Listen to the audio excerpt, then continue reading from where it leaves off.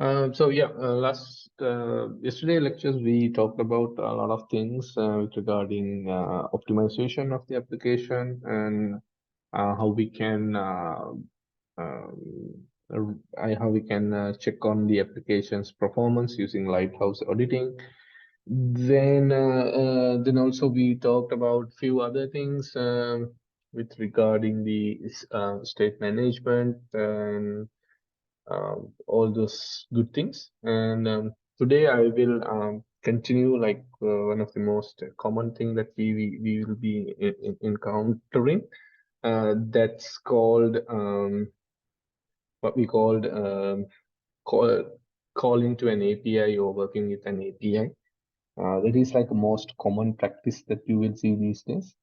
We'll be communicating with REST endpoints. There are other protocols such as what do you call the SOAP based ones, but those things are nowadays can be considered as dead technologies. No longer people are using. I mean, there are existing applications, but most of the applications right now they are migrating to REST or something like GraphQL. So but we'll be focusing on REST, which is like kind of a most popular way of communicating. Anyone here, I think since we followed up on the mobile lectures, everyone here should have a solid knowledge on REST APIs and how they are working. And so I'm not gonna go through the basics of REST and all those things, but I'm gonna show you guys how we can take REST API into our consideration, and we'll be also looking at how we can incorporate a few other things into our application, especially something like Firebase authentication, or we might use Firestore, which is like an online database. We will like eliminate the REST layer completely by directly communicating with the database that is provided by Firebase. Okay, so we can utilize any of those things, but right now we'll just start with our application development. Right now, what we need to do is we will start with Firebase initialization, and we will work through that, and we will get REST API. So this in this scenario, what I am gonna do is that we have this login form, right? We have this login form. It's just basically a dummy one. It works without any authentication. It's just gonna go to the next page without checking any authorizations or authentications. Whether it is happening or not, it's gonna go there. But now what I'm gonna do is I'm gonna use the knowledge that we have from Firebase and incorporating that into our application, and we will create some users there, and by creating those users we will authenticate. Okay, so Firebase have some authentication mechanisms. If I look into our project, the Lagro, and in here we need to enable authentication for the application. Otherwise, authentication will not work for our application. So we can get started with the authentication. Make sure you are in the correct project, and you have like few options for authenticating the user, or signing methods, if you will say. So you have like providers, like you can log in with Facebook, log in with Google, log in with Play Games, etc. Okay, these are the ones which are followed, and there are like custom ones, custom authentication mechanisms like OpenID Connect or SAMA. So these things are also supported, but unfortunately, the tier we are in, we need to get for the next year. But right now, we are not focusing on those things, we'll simply focus on something like simple email and password authentication. Okay, so we need to enable that and we need to save that. And yes, now we have the authentication method provided to us. Next thing is we need to have, since these email and password are like what we call um, what do you call static methods. That means we need to define some users from ourselves. We need to provide an email and a password. So what I'm gonna do is I'm gonna use the login component, and if you guys can remember, I have put in some default usernames and password, Randika at local, and this is the password. So I'm gonna copy paste these things so I don't have to type it every time, and I will add the password as well. Got it. Okay, I'll add these user. So now okay, invalid email address, maybe I need to change it. Let's say bill at grow.lk, so lk, something like that. So I will add the user. Okay, so now if you configure the login form correctly, I should be able to log in with this username and the password. Okay, so so in order to do the authentication part, okay, we have created these things in Firebase side. But now what we need to do is we need to make sure we can access the Firebase authentication within our application. Okay, so right now we just use Firebase for hosting. That means we are not using any Firebase SDKs like Firestore authentication or runs or anything like that. We're just using plain old hosting services. But now what we'll do is we will incorporate the SDKs. That means authentication kind of things. We should be directly communicating with Firebase. So we need to make sure that we are doing that as well. So how we're gonna do that? We will be we'll be having something like um, something to be setting us up. So these are the configuration, and we need to initialize this app within our SDK. So this is like the normal way of doing that. Since we are using a frameworks like Angular, Angular has this Angular Firebase related Angular Fire. This is one of the libraries that we can utilize. So it makes us life easier to work with Angular from Firebase context. Okay. So these are like the example use cases, what we need to do, and make sure we are using the correct version of Firebase and Angular Fire in order to work. Okay. So we will just install Angular Fire and we will set it up. That's going to be something really easy. So first thing first, and we will install by using ng-add. Of course, sometimes ng-add is not working as expected. We are not using Angular CL, but the Laravel CLI, so that it might not work. But we have to use nx command in here. It will run npm install Angular Fire and Angular add. Let's see whether it is working or not. If not, we will manually add it. It's still working on.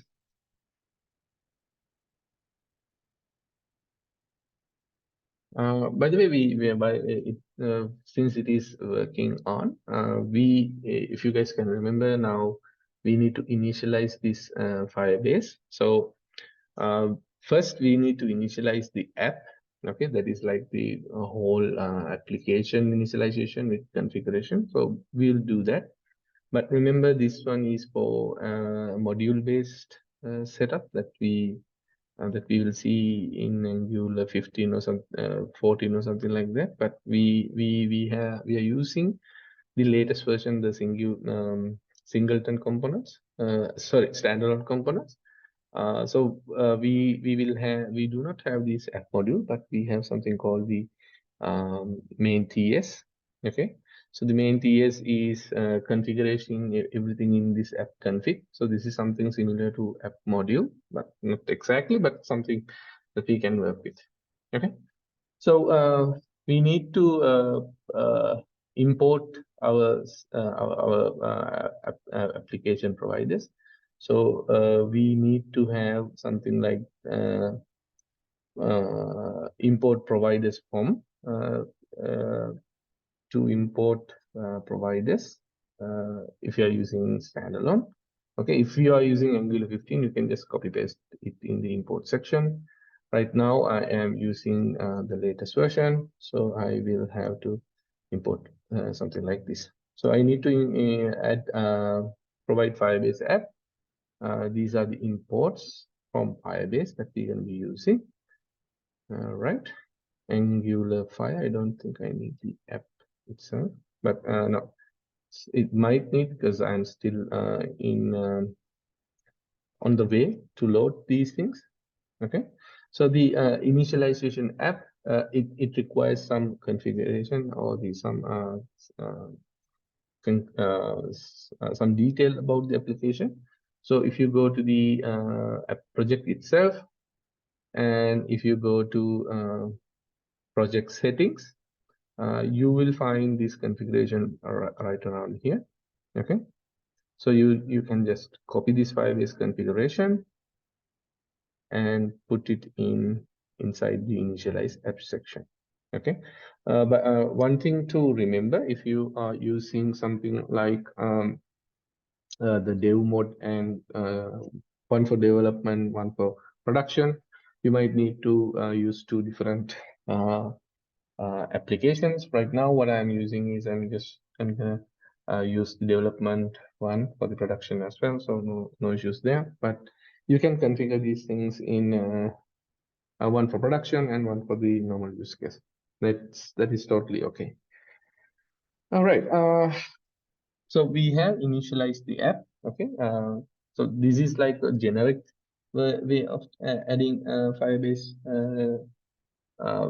to your application. So if you are using Angular 5, you have different set of instructions, but all these things would going together. It does not make a huge difference. Only thing that you will need is this Firebase configuration in your application and initialize somehow.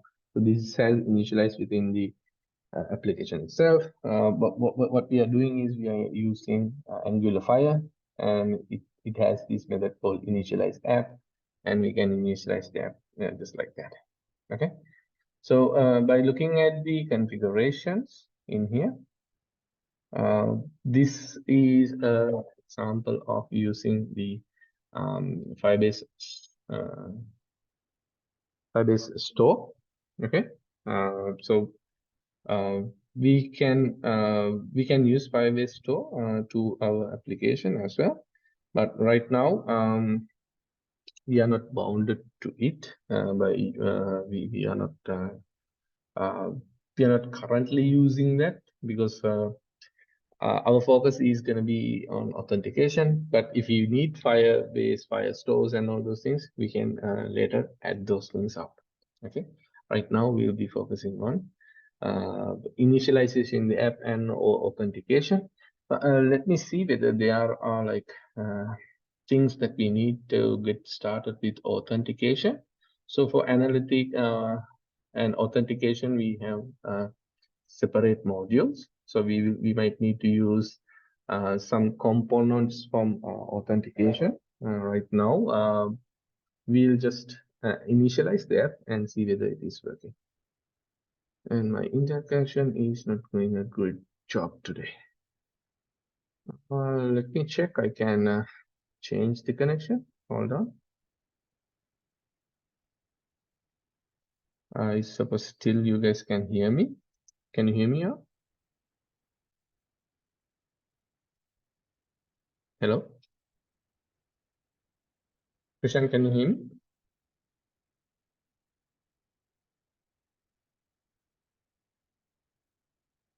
Did I lose you guys?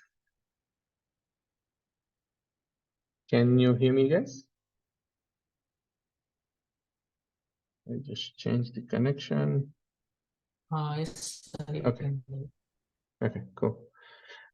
Let's hope the new connection is much faster than the older one.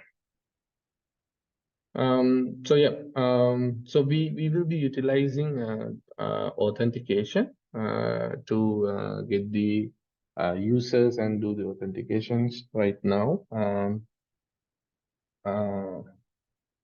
We will see what are the examples the authentication will have, so we can take a look about it. Let's go to the quick start. Maybe it might contain some examples. Quick start, project name, install Firebase. We have the app component. This one is using Firestore. Firestore, we are not interested in Firestore. We are interested in Firebase.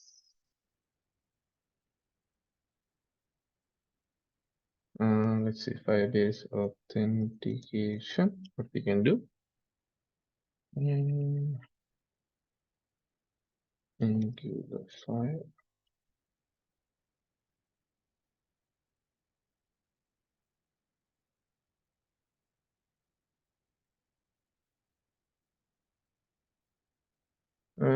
Still taking a lot of time, not sure why.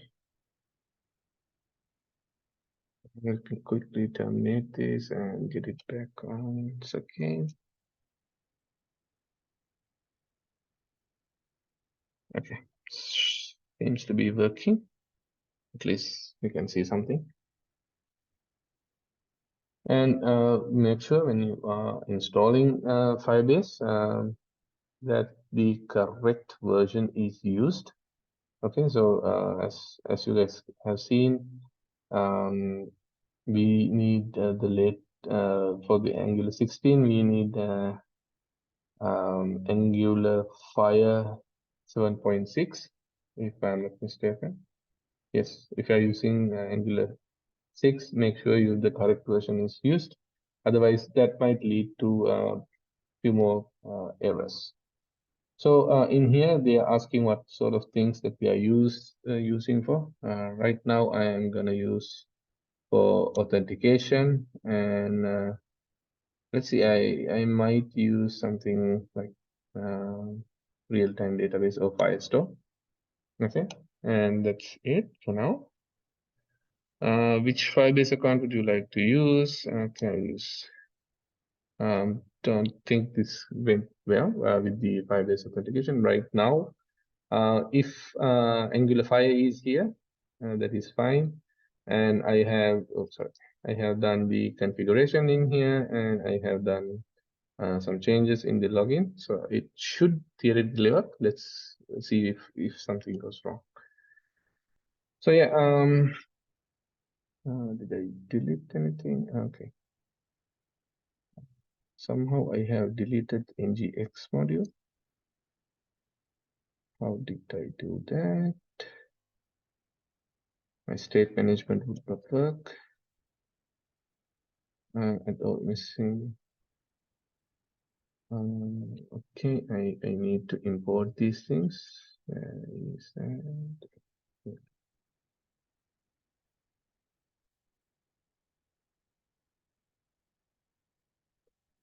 I'll organize my imports. Oops.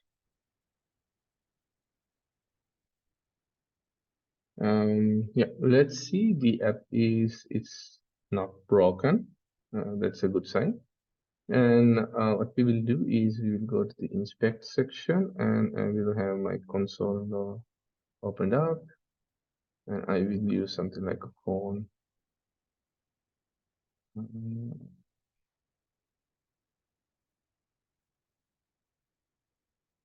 Yeah, so I will be in my what do you call it, phone mode, so I can clearly see what's going on. So in order to provide authentication to our app, we need to initiate that as one that one as well. Most of the time, since this is only authentication should happen in login, we do not need to have it in the main application, but sometimes it does not work as expected. Sometimes we need to define the authentication in the app config right in here. But let's give it a try, see whether we can get it working in the initialization in the login module only. The main reason behind that is that we need to consider the loading time for our application that might affect. But then again, authentication is something like within the system scope. We might need to do it in the system level as well. So let's try to go with providers that for the routers. That means this provider will be initiated like in app configuration. These providers um, are given at the initialization. But right now, if I go to the app route and if I say providers, when we are going to this path, then the providers will be initialized. Okay, so that is something to reduce the application site at least. Okay, we'll try that. If this not work, we will provide it in the authentication in the app configuration itself.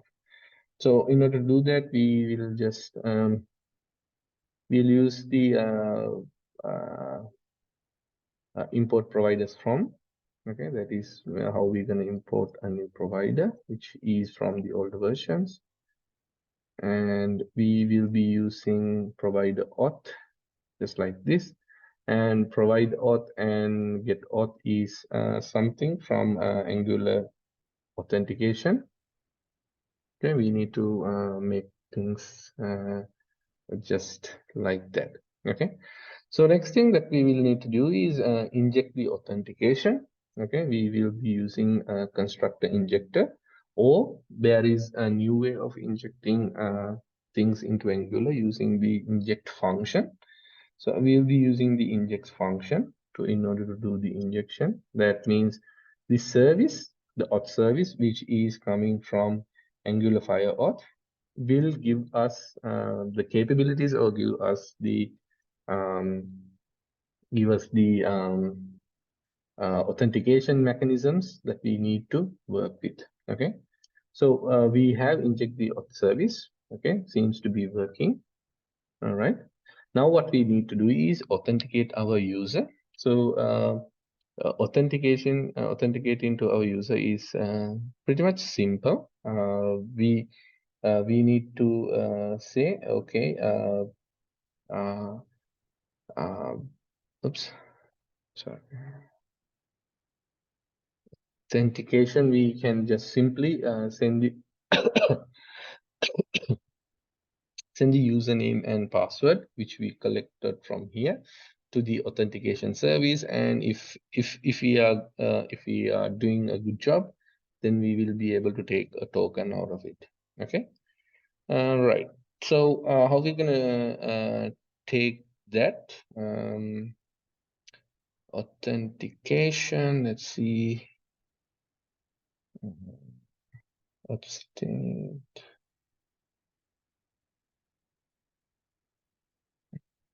Okay, let's just have a look around it. So that means this dot auth, and we should be able to work with something like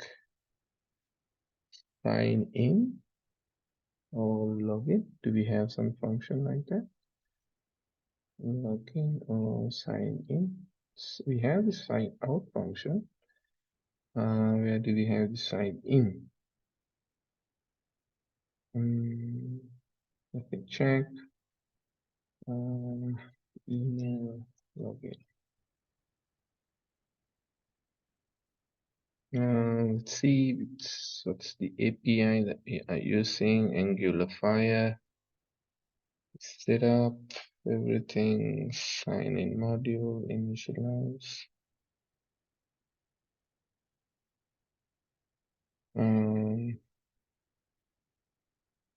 Okay, so we need not. It seems we need something called Angular Fire Auth. Okay, let's see. We have the same thing. Private. Okay, let's say Angular. Copy paste. It makes easy. Angular Fire Auth, which is coming from Angular authentication itself. I think I don't need Angular Fire Auth. It's shape of the object, and I will say Angular Fire Auth, and I will use this variable. I think it's not the. We need to use this dot Angular Fire Auth, and the API that we are using is create use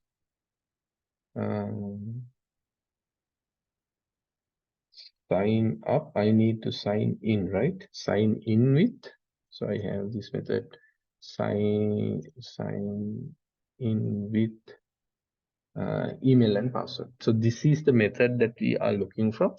So we want to log in using the email and password. So Angular Fire Auth.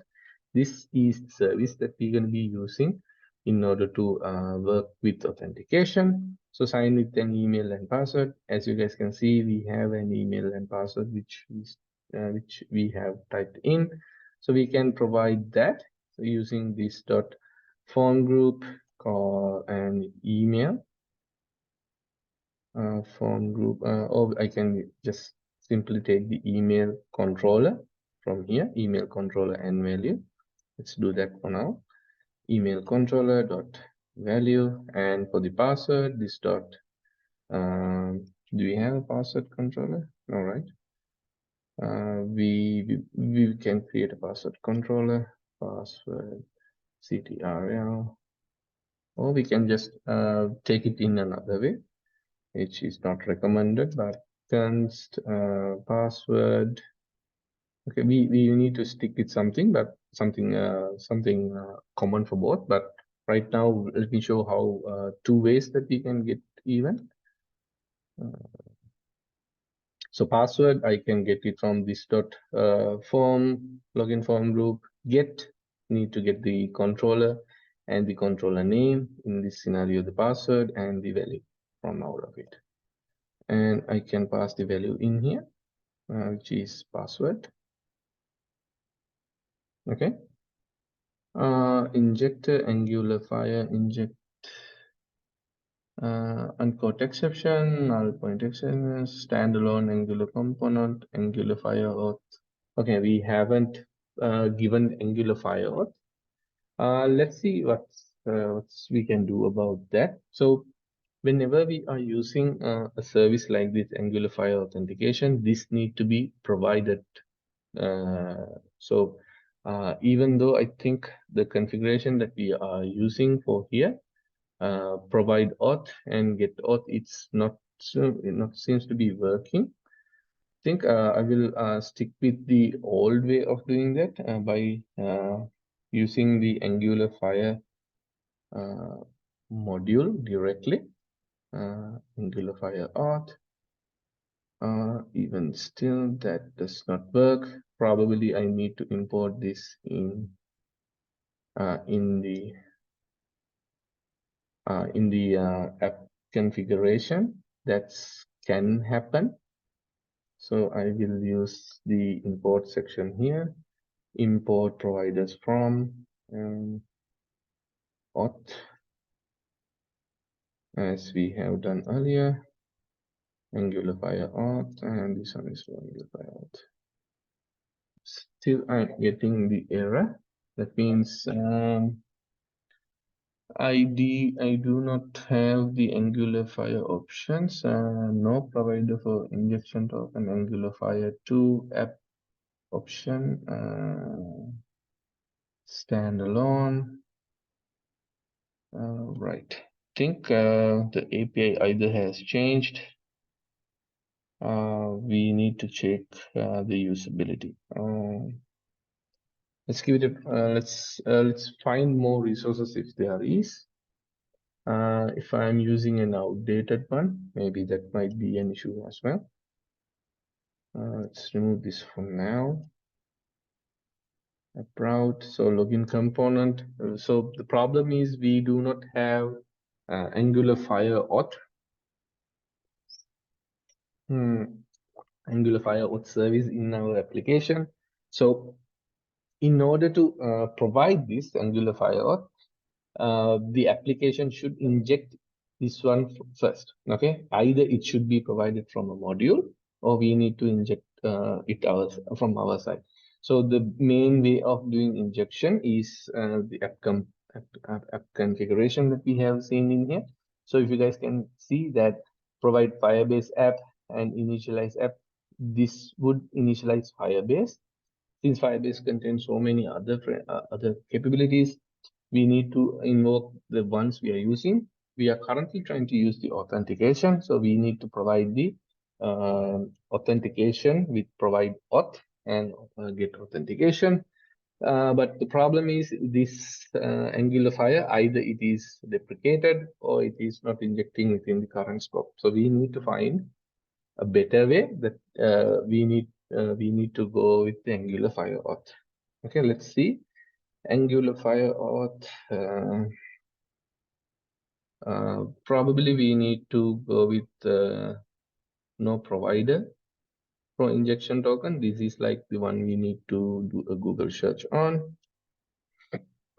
Let's see what are the answers. Most of the time it's gonna say we need to have Angular Fire auth module, but it is not. If it is not the case,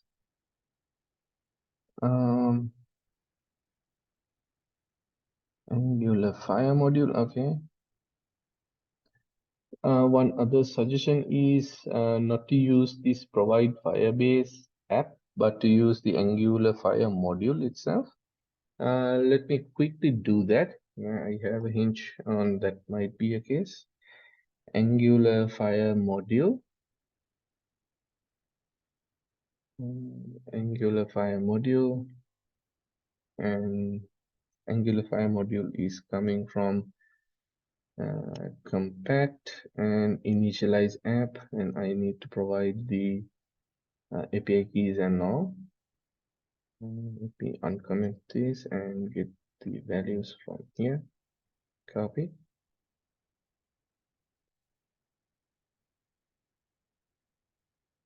Okay, seems to be the method that we have used, provide Firebase app. It's not working as expected. Maybe the authentication has changed. I need to do a research on that. But for now, we will use the Angular Fire module and initialize app, provide the detail, and since we are using authentication, import providers and authentication in here. But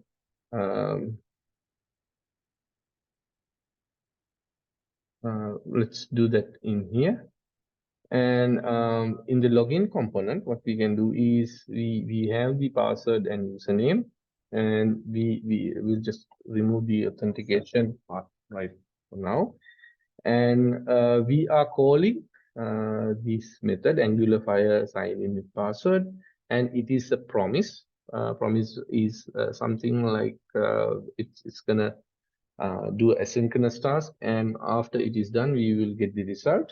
Okay, so the result type gonna be in this scenario is Firebase auth user credential.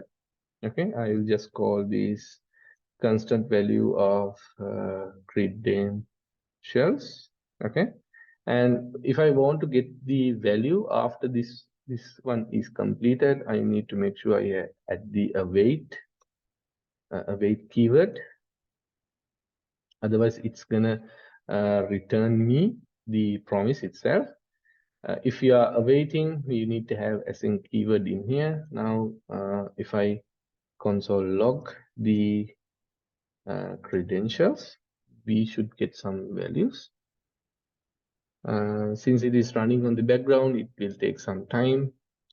and you have a response from the server when you invoke this sign with email and password. So credential is 9, credential is null. User information, yes, we got some information about the user, and the user has multi-factor and all those things. So this is we can consider a success. So we will try to log in with a fake username and password. Okay, and we will see whether, yes, now you can see the Firebase is firing up. Firebase, there is no user record. That means the authentication was not successful. If it was successful, I should be able to get the credential. I mean, at least the user should be able to get it. Now, since I am successfully signed in, I have the user. Maybe I have some details in here. So additional user info credentials, user dot, let's say like the email, whether we have the email or not. Let's click login. And you can see that email is something coming from the response itself. Maybe we can have the ID, so something unique, user ID, I think, if I'm not mistaken, user dot. Delete display name, email, verified is anonymous, get ID token, phone number, provide ID, tenant ID, UID, I think, yes, user ID, UID. Let's if you guys look at in here in Firebase, let me go to the Firebase.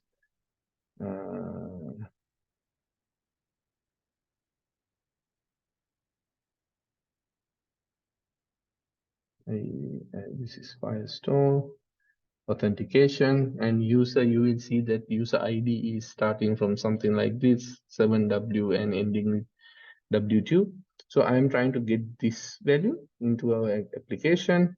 Now what I will do is I will, once I am logged in or once I'm authenticated, I'm getting a user instance. From that user instance, I'm trying to extract the user ID. So if I get it correctly, what should I get? Yes, the same user ID that you see in Firebase. Okay, so now what we have done is we have successfully authenticated.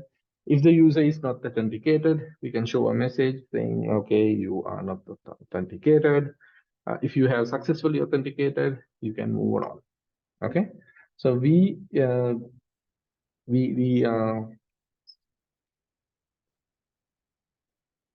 able to authenticate with the database as of now, and we get a user.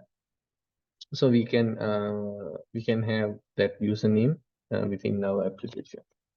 Okay, so for now, we can even get a little bit ahead, and we can say, okay, if this authentication is successful, then go to the admin page. If it is not, just state in the page, or you can show an error message. Okay, so I'll do something like that. So one thing that is possible with the promise, we have something called then. Okay, in here, what should happen if this goes successfully? What should happen? I can put it in there if I like. Then I would like to do this. Okay, and now I don't need the credentials and all. If I click login now, you guys can see it is going to the admin board. But if I try to log in with a fake username and password, and it is for the user, it might not see anything, but at least they are not going to the admin panel. Now, if I click login, you guys can see I am authenticated. Since I am authenticated, I can go to the admin page. I'm telling Angular to go to the authenticated page. I don't need these things, so I'll make it one more step short, and I'll go I'll go to the administration page. So yeah, any questions from setting up the Angular Fire and setting up authentication? Any questions up until this?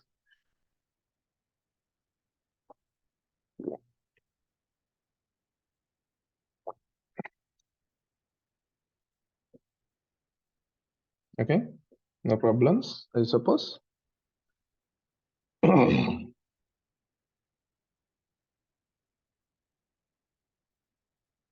Okay, that's good. So it's a fairly simple mechanism that you need to do. It's just introducing Angular Fire and giving your authentication credentials and setting up correctly with app configuration with the Fire module and all those things. So that's really simple. When you get the hang around it, you won't miss it.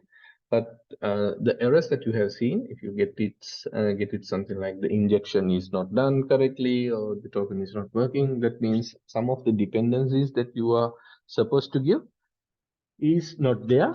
That's why the error comes in. Most of the time, if you are getting, we are trying to inject a service, but it is not showing, then probably it's something to do with the things that you have done. So I can even go one step further. I can go to the app state. Right now, within the app states, you can see that email that I'm seeing, it's always the hard-coded one. Okay. So I can actually take the username and put it in the application when we log in. I can patch the state. So right now we have only one action for showing the loading. I can say okay, I need to update the username. So I will have an action for that. Rather than I will say update user.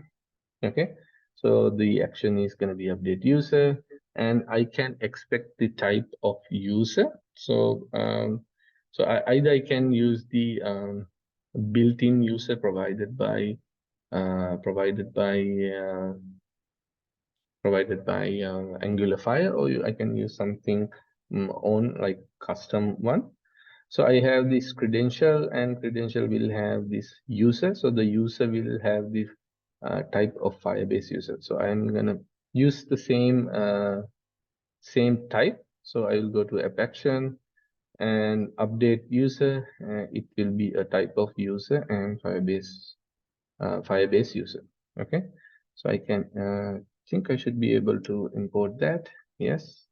User is from Firebase, and once this action is performed, I need to manipulate the state. I'll go to the state section, and I will have an action handler or reducer sort of thing. I will have the update state. I need to import the action, and the name should be something not confusing. So I have the user in here. Right now, I have email and token. So I'll name it as user as well. So I will get the user from Angular Firestore. It can be initially now. I'm not sure whether it's gonna, if the user is not logged in. And if email, what I am looking for, I can get user and email field. That is done. And the user that I need to update, it's gonna be some coming from here. And what is the error? Patch state loading.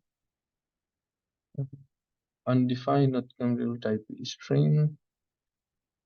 Is from null or undefined. Okay, so probably this one.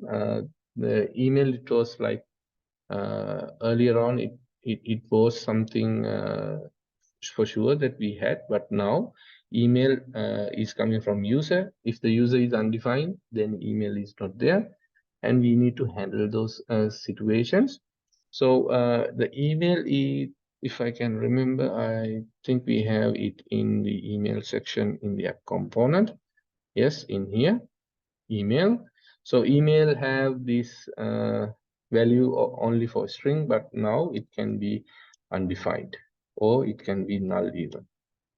Okay, so we need to make sure the types are handling correctly. So we know, okay, the email it's going to be either string, either undefined, or it can be null. So if I log in, so I need to make sure the app's update state is called. So I can do, what I can do is I will go to the login component. In here, I get to interact with the user. So what I'll do is simply I'll say this dot store. I need the store to be injected, so I can inject the store because I'm trying to dispatch action. This dot store dispatch new update user, and I will need to provide a user if I'm updating. The value that I am getting in here, let's say C, and I can say C dot user. And in here, a type null or null assigned to user. So this is giving me an error saying that user is either in here or credential. We can have a user, or user can be null. But we are expecting for, if we are trying to update a user, we are expecting a user. So we can null check in even here. C.user, if C.user is existing, let's update the user details using our fetch method. So the error Firebase default user is not assignable type. User info now. I am using the same user, right? Oh, I am having a different type of a user. Let's go to credentials in here.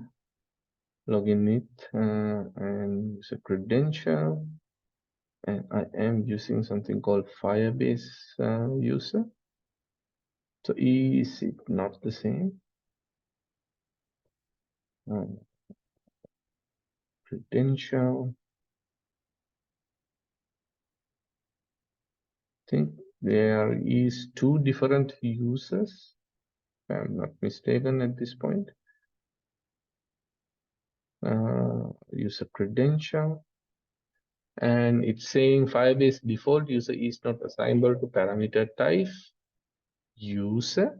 The type of provided data incompatible, user info null, type user info array, user info, let's check equal now.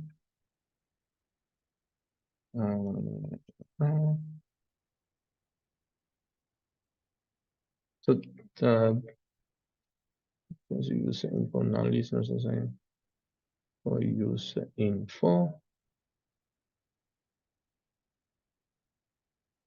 This is probably a null issue that I think the data type is wrong for some reason.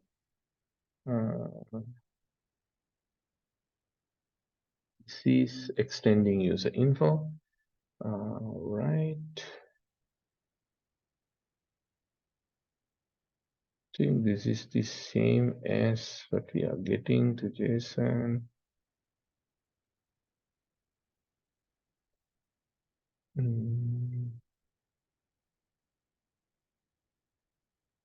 Let's say const user equals c dot user.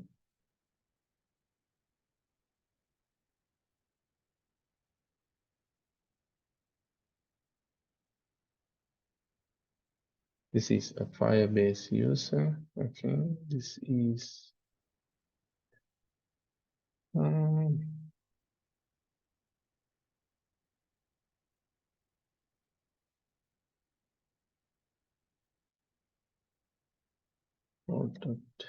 user is the same thing.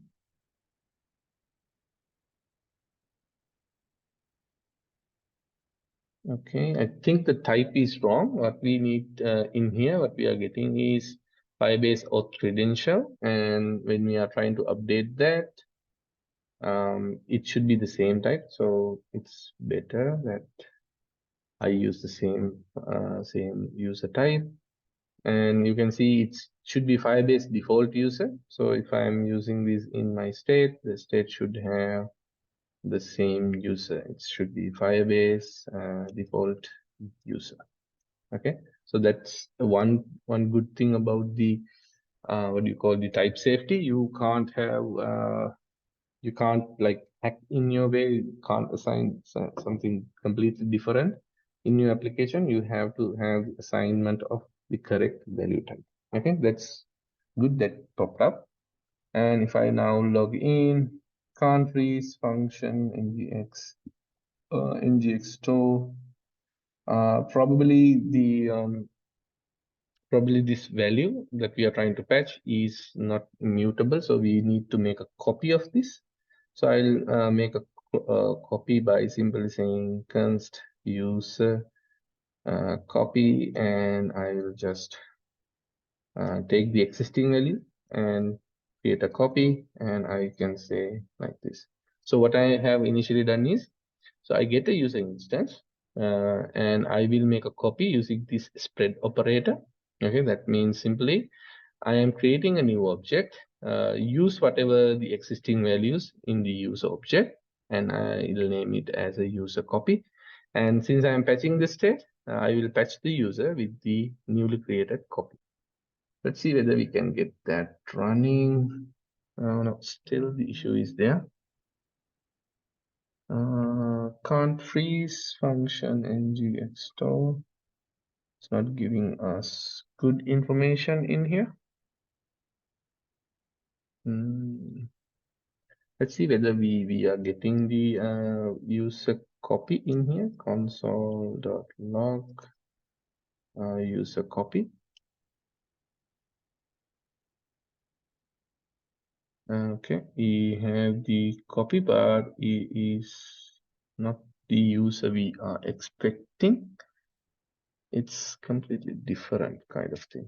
So what I'll do is I will make things rather than depending on the Firebase default user, we will create a new user from our perspective. Okay, so there will be a user and he will have an email.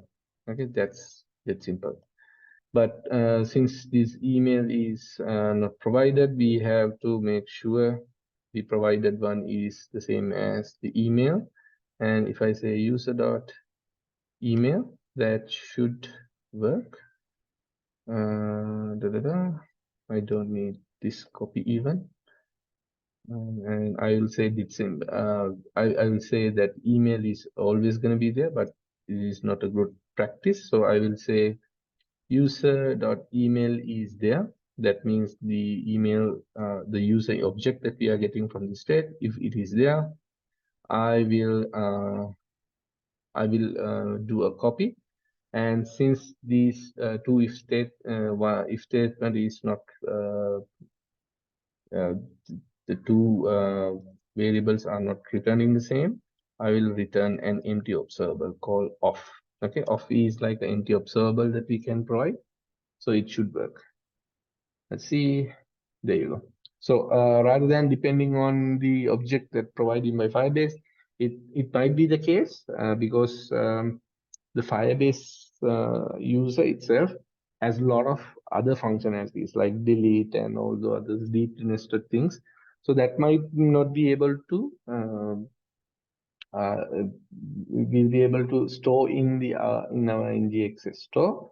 So we will just simply extract the email and we will simply put user in there. What we have extracted from the updated user, we will take the email and put it in another user object, and I'll patch it in here.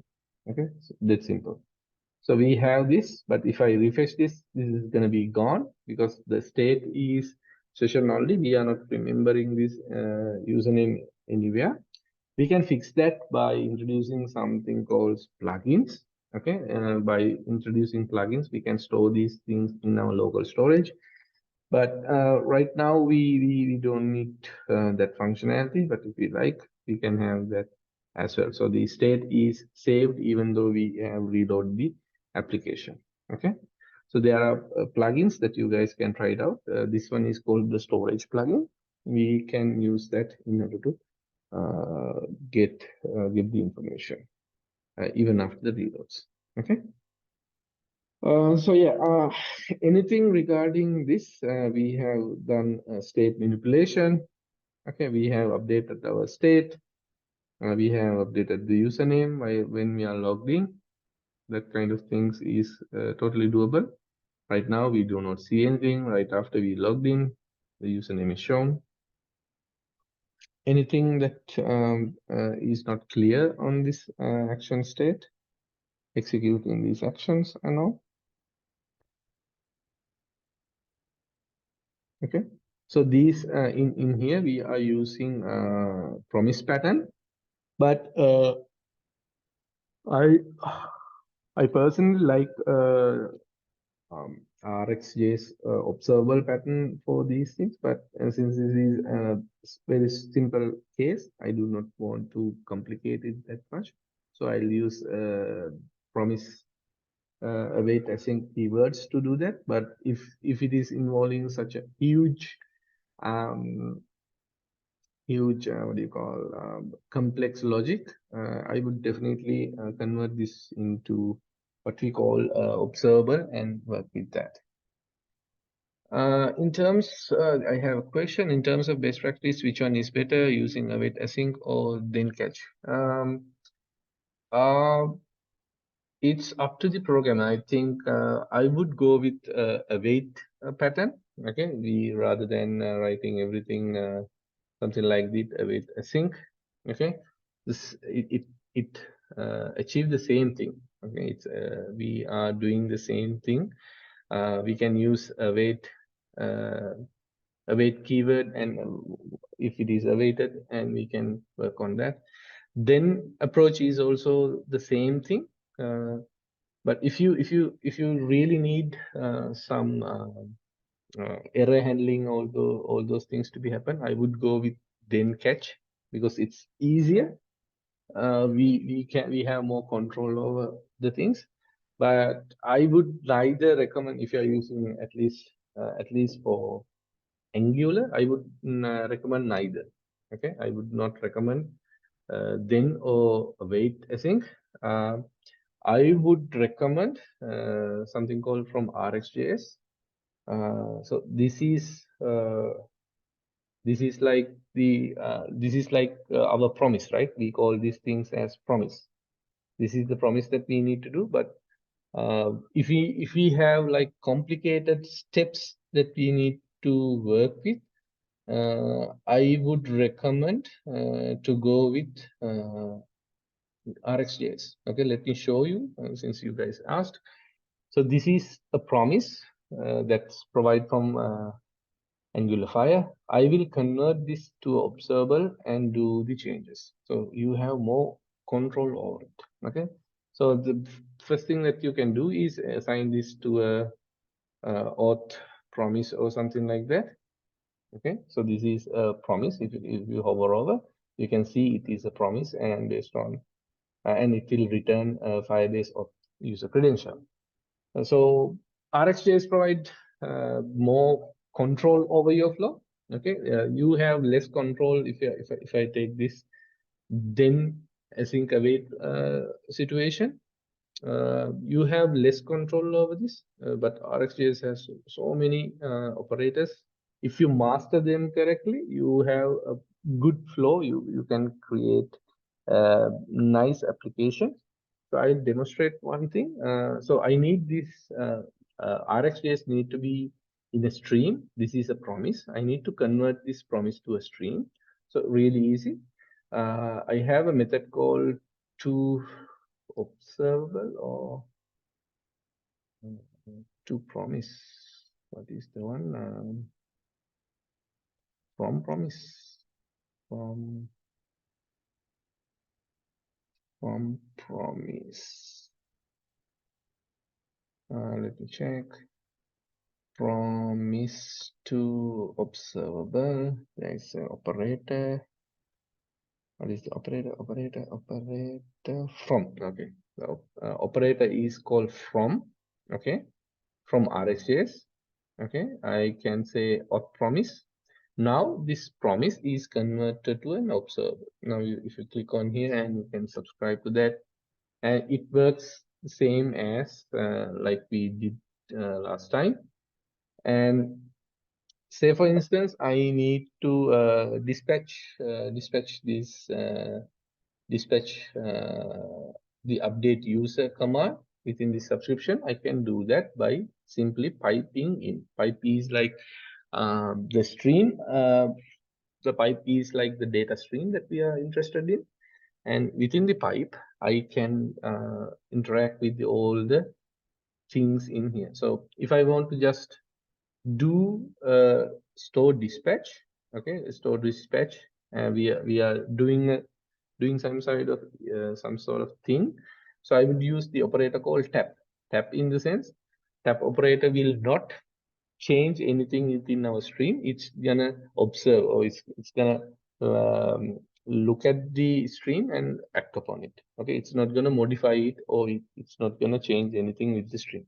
So I will just tap it, and I can have the value coming from the stream called user, and I want this to be dispatch dispatch by like this. So I will go in here and I will say user, I'd go with something like credential, since it is credentials, and I have credential.user. You can see user null is not assignable to type. That means the if condition is needed. If credentials.user, then I can patch it down. So right now what I have done is I took the promise, converted to an observable, and I subscribed to it. And now I am piping in the sense I can do a lot of stream processing at this point. So I'm gonna use the pipe in order to pipe more operators. Right now, I'm gonna tap into the stream and take this credential, because it's giving me a Firebase auth user credential type. So I will call this credential, and if the credential have a variable called user, I will dispatch to the uh, dispatch it to the store. Okay, so that is one step that I am doing. So let's see whether it is working. Yes, you can see the name updates. That means it is working. Okay, the next thing I need to do, is I need to navigate to the admin. So by using this tap operator, I can have it right around here, but here clearly mentioned it's another step. I would use another tap operator, and I would say this dot router dot navigate to admin. Okay, so we can have these kind of tap operators a lot. Not only tap operators, we can have so many operators. There are like, if I'm not mistaken, 200 plus operators. If you really want to do stream processing, I would highly recommend learn RX. It is available on so many languages: RxJS, RxDart, RxJava.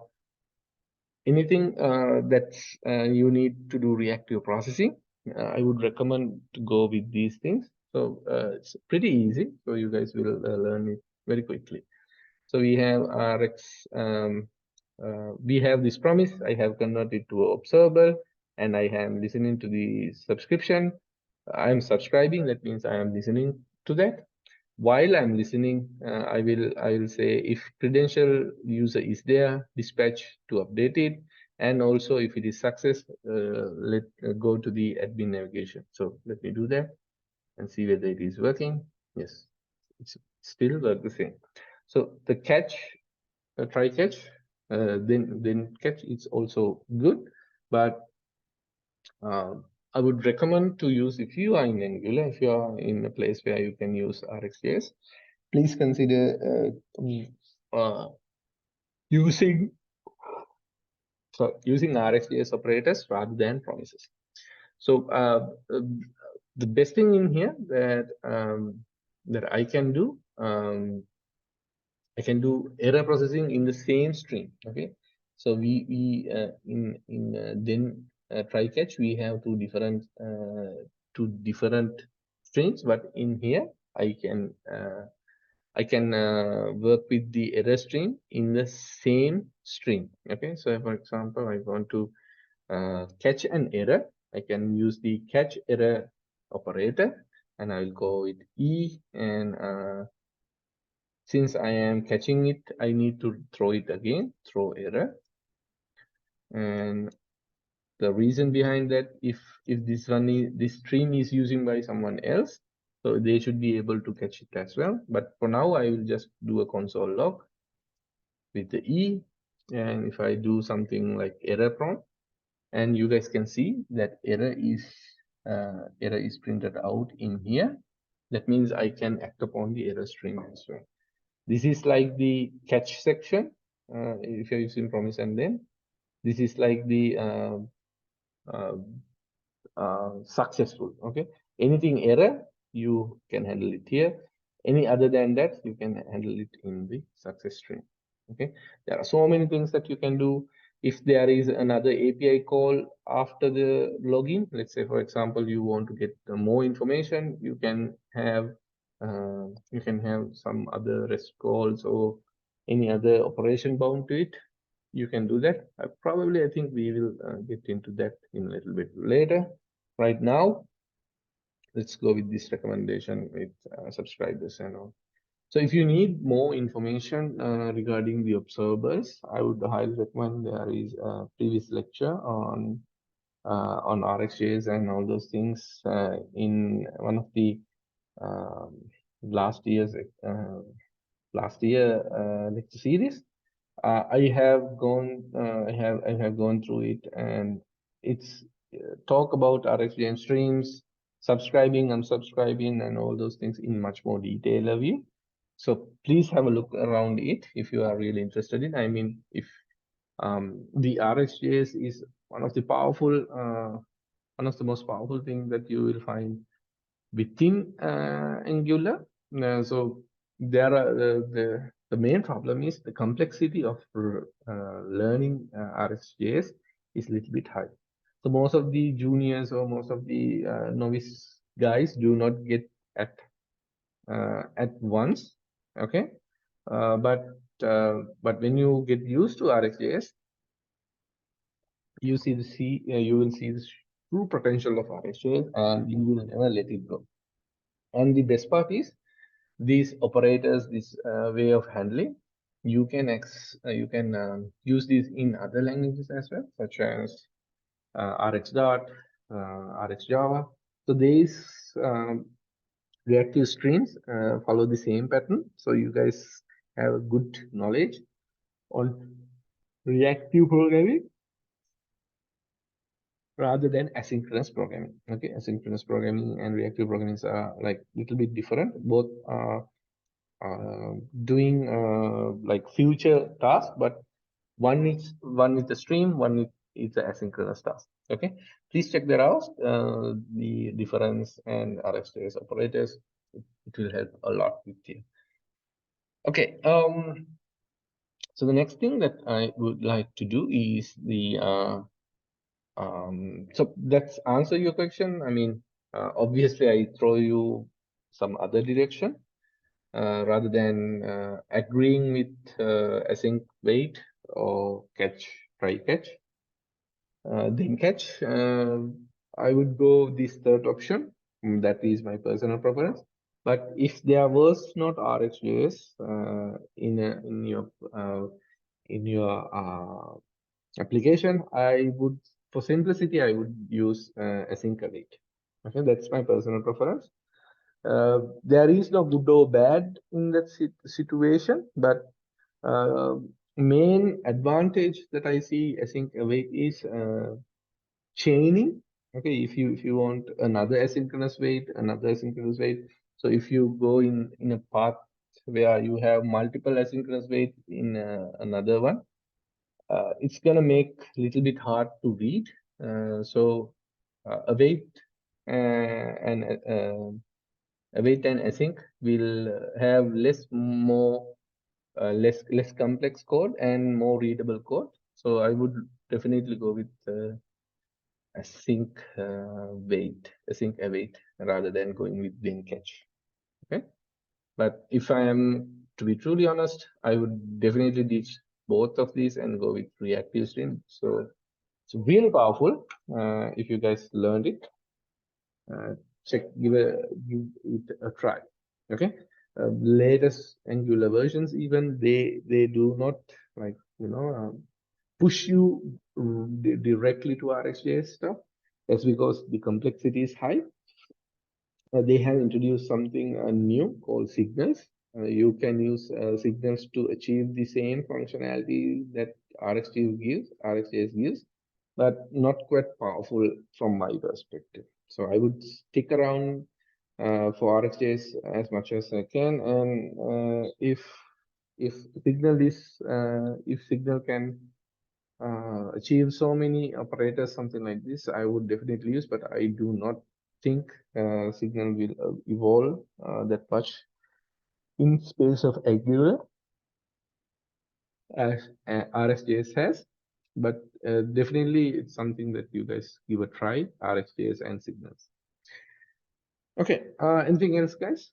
Yes, good questions.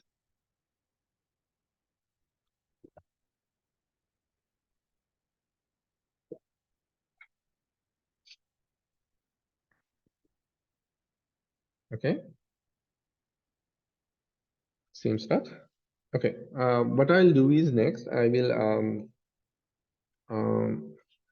do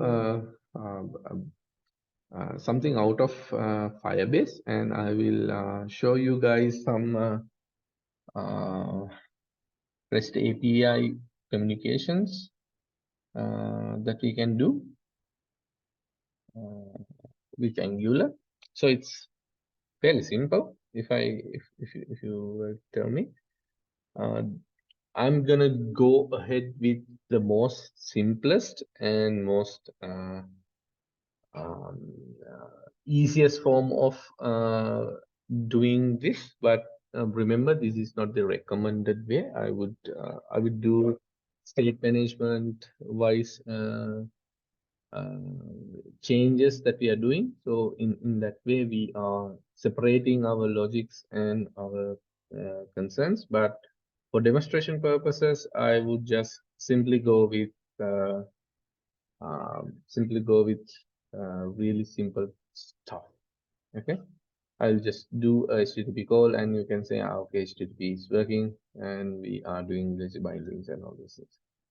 So right now, I'm in the admin GRN component, which is like the default one that we have. So if we need some REST APIs to be communicated, let's say I need to communicate with a REST API out there. Let me get a free REST API. JSON placeholder is good. JSON placeholder.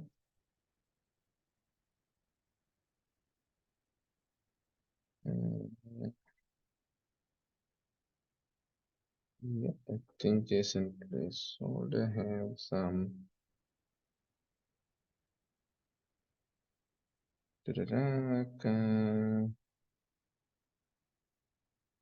They have something called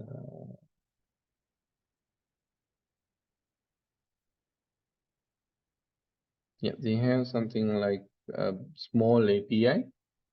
This is the API that I am interested in right now. So I have this JSON placeholder, and I need to communicate with this API and get some details. So it's going to be simply album ID, title, and all those URL.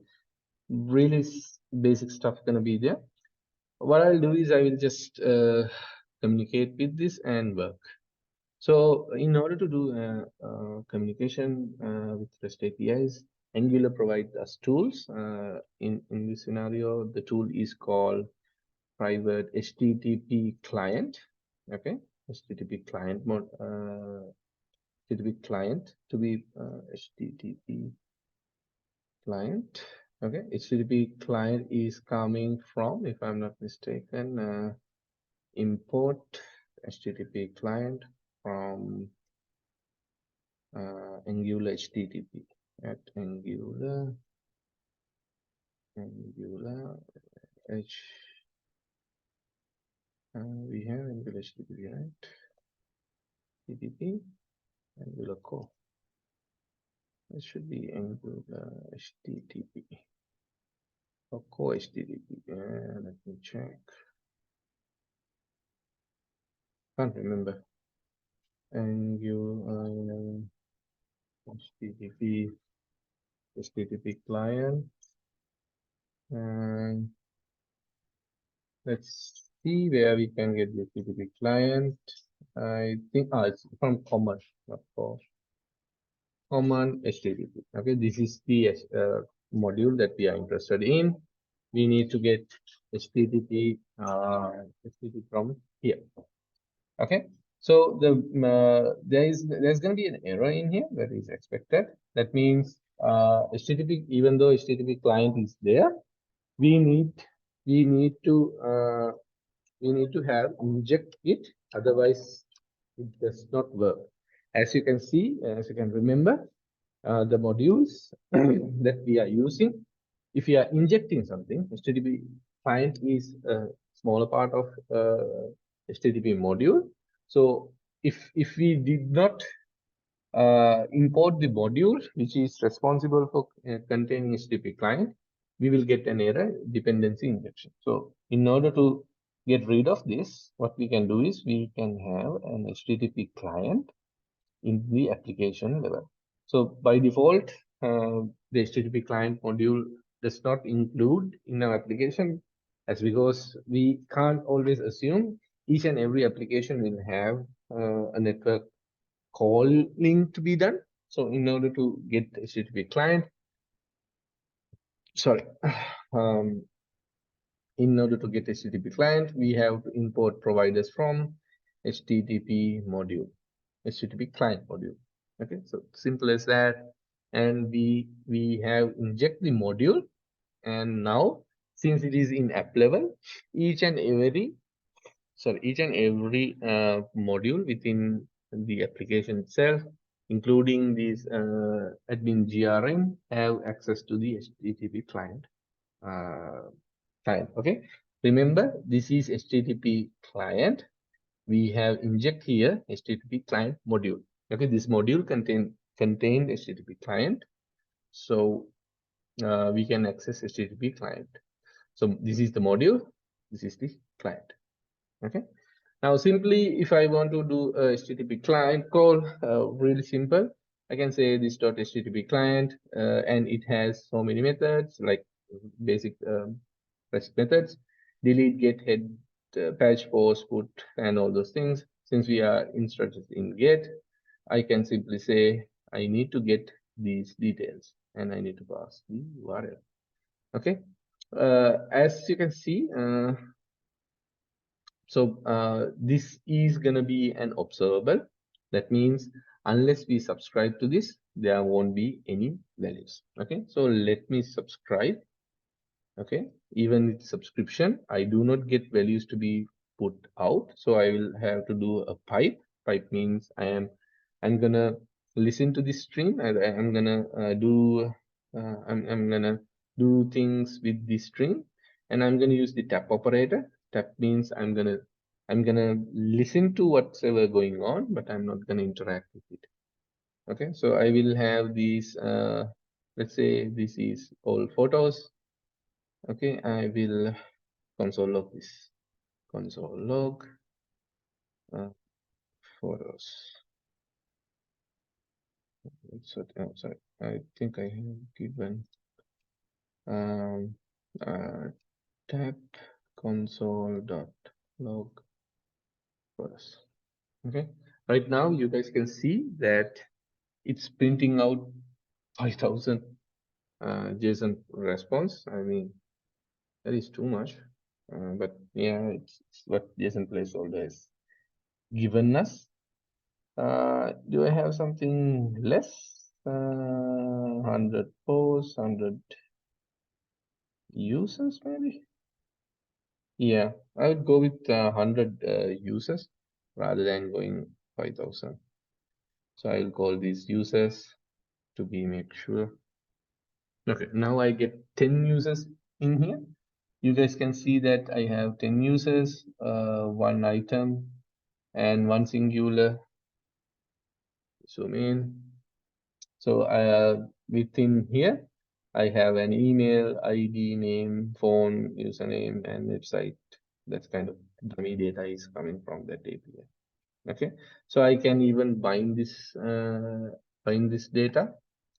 Okay, really simple.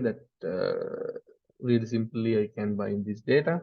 So in order to bind this data, I would go in here and I can say I will use something like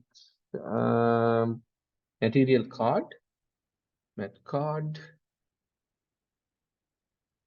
So mat card is not recognized, so we have to import that like we did material buttons, mat card module.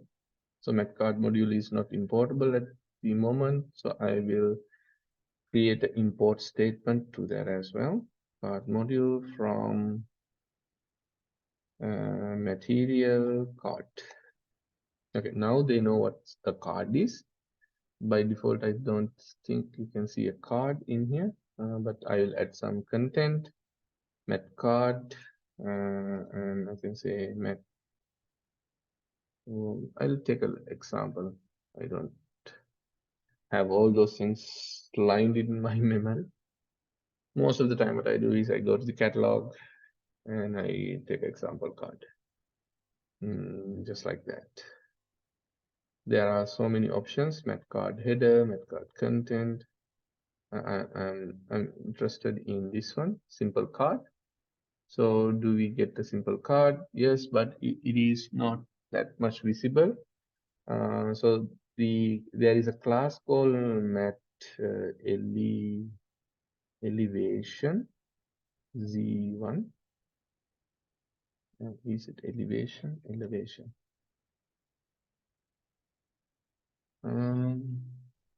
Still, I'm not sure whether it is.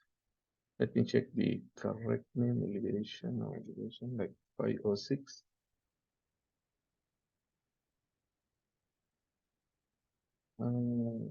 Double check class. Mat elevation z8.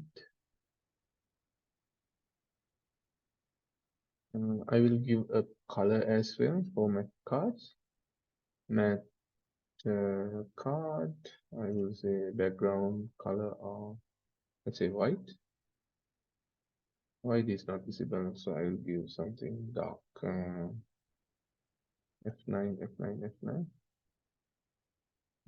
There you go. You can barely see a card. I will give a padding so I can see 16 pixel. I will give a margin. There you go. Now you guys can see a simple card. Okay, a simple card in making. I can make this white here. Okay, now you guys see a simple card, and I'll make the host a little bit darker so we can see display flex, and I will say justify content end and align item stretch. We'll go stretch as well. Stretch. And the card will have width of 100%. So it's nice and easy. And I'll have the host color, sorry, host background color like 999. Should be taller. 99 is too much, I think. F9, F9, F9. Is barely visible. D9, it was too dark. Okay, that's fine. Yes, work on that. I will say height of 100 view heights. Okay, that is for the host, right? Why? present. This is really fast, please.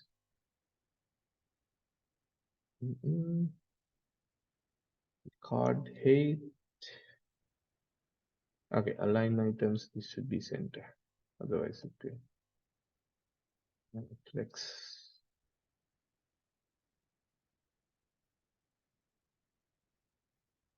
Right. Okay, I have this one as not center. Flex start, I would say. There you go. So we have a simple card in action. Now I need to bind the simple card with 100 the 10 more names that we have. So I can do that as well. So simple thing that I can do is I can get these users rather than tapping in these things and all those things. I can just simply say I will get users in observable. So I will say user stream, and it's going to be type of observable. And when we are trying with observable, we need to give a type. So I will create a dummy interface called user, and user will have, and let's say what are the options we have. We have a name and email. I will just go with that for now. It will have a name, type will be string, it will have an email, and that will be also a string. Okay, so I have the shape for the observer, and it's going to be a user, and I will inject this dot user label in here. And when we are saying that, we need to say the user, the get type, the expected return type, and since we are expecting the HTTP client to send a users, it will be like this, but unfortunately it's not one user. We will get a list of users. It will be like this. So we have a list of users. So rather than users, it should be users. And to symbolize this is a stream, we have this dollar line at the end. Okay, that symbolizes it's a stream, not a it's a stream actually. Okay, users in the sense that means it is plural. That means we are not getting one single user, but a list of users. So we have to set that HTTP client as well. We are getting a list of users. So it will return an observable users. It is the same as this. Otherwise, if we haven't defined the shape for the get method, it will throw an error saying, okay, get is requesting something else. We are expecting something else. To avoid that, we will use that. And next thing that we can do is we can repeat this. We can repeat the section. I will use ng4, and I would say let user of user stream, and I will use the async pipe. So it will do the subscription and unsubscription for me. It is showing in what do you call the host is in raw column mode. I have to say flex direction. It should be column. Yes, now it is in column mode. And width, I would do not have to specify. There is a margin. I would say width is not at 100%, but at least 98%. Okay, justify content, and I would add a margin bottom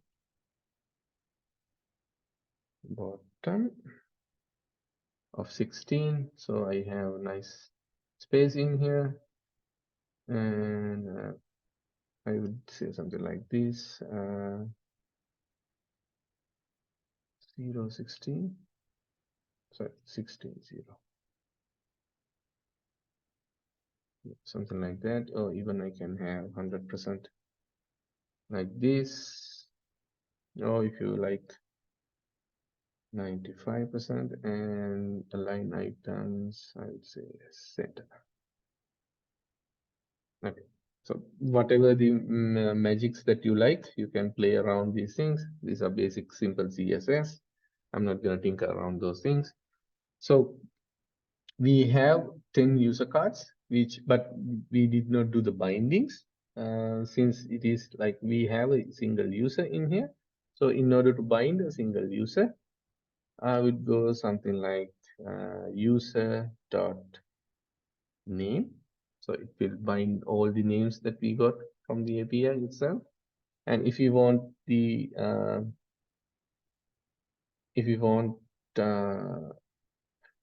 I'll do something like there within the card we have several options. Met card header. Okay, that means we can define a header section. Met card header, and we have met card title, if I'm not mistaken. Yes, met card title within the header. Met card title, and I would say within the met card title, I would like user name to be shown, and there is met card subtitle, which I would show the subtitle. In here, I would show the email. Okay, it's up to your imagination how you want to do the binding. What it says, user, did you mean email? Email. Do I have the email type in here? I have misspelled it. Email. There you go. So we have taken all the information from this REST API using HTTP client, assigned it to a stream of users in here, and we are showing it in here using ng-for loop. Okay, and we are using material cards, and the card will have a title, that is the name. The subtitle will be email, and there is like no content at the moment. We can just leave it out. Now the content should be there, otherwise it's not looking good. Okay, we have taken data from REST API, and that's the simplest form of getting data. Okay, but I would not recommend directly having this kind of approach. Okay, the reason behind this, these kind of services, these kind of REST API calls should be moved into a service. I think we talked about defining services, and within this service, we will call this HTTP client. So we have the business logic, the HTTP call, view model, and all those things in separate layers. Right now, what we are having is everything in one single place, which is not good. So we will separate these things for easier use and easier to maintain these kind of things. Okay, so this is the gist of it. But if you really want to get these things in a good way, you have to define uh, actions. An action should trigger getting the data from services. Services should return the data and put it in the state, and state should be updated to get the service. Okay, so it is something up to you guys to figure it out. Okay, I have laid the foundation for all those things. Now you know how to make a REST call, you know how to dispatch an action, you know how to get values from the store. So give it a try. Burn your uh, uh, uh, give it a try, and try to think out of the box, and you will get the idea in no time. I know even though this is the simplest form, if you are building a small application like this, I would say, okay, you don't need that much of state and all those things. You don't need separate services. You can just do it like this. But if you are building a huge application where it's gonna complex things out, there are so many events happening, so many things are changing. I would not recommend without going any state management. That's gonna make things way more harder in long run. If you know you have a huge application, start using state management as soon as possible. Okay. So this is something simple, something very easy that you guys can do it your own, and you guys can see these things do not take that much time. I'm explaining to you guys and doing this, but when you get the hang around it, these things are really really easy. Uh, really, it's taking like 5 or 10 minutes, 5 or 6 minutes in order to get these things up and running. Okay, so practice these things as I told. Remember to use the HTTP client. If you're using HTTP client, you need the HTTP module. So those kind of things you can get. You will forget. You will forget to define the HTTP module before you use HTTP client using HTTP client. So to avoid such as scenarios, make sure you follow the same instruction patterns. Okay. All right. Anything that you guys did not get up until this? It's a really simple thing that we did. We just call the API, get the values, and show it in here. Anything that you guys did not understand why we are doing that? What is the root? What sort of things that we need to be worried? That kind of situation. Anything, even if it is a CSS value, even if this is related to the directives, anything that should not bother you guys. Any letter in this demonstration, if it is not understandable, let us know. Let's learn. Anything that I need to explain specifically?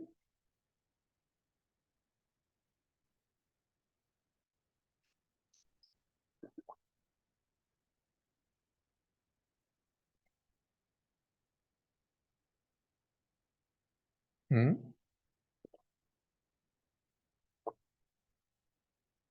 Okay.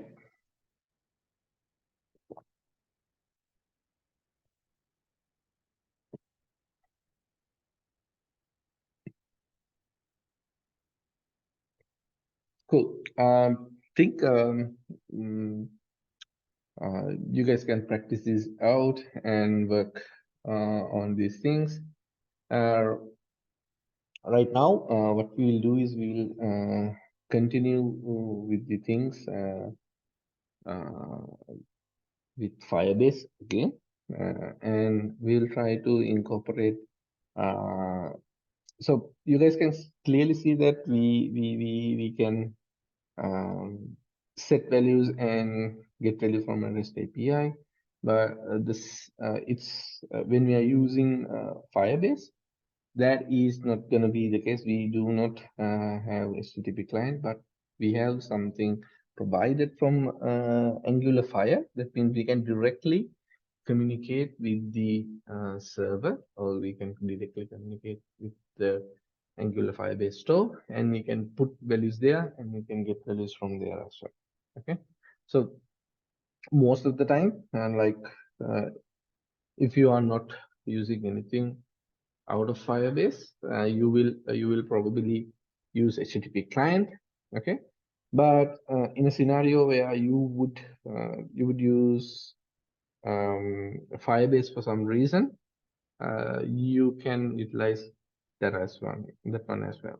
Okay, it's not something that is like a must or something like you should always do.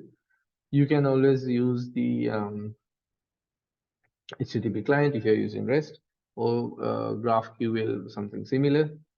Uh, but if you're using Firebase for your database and data storing, you will see how it's easily done.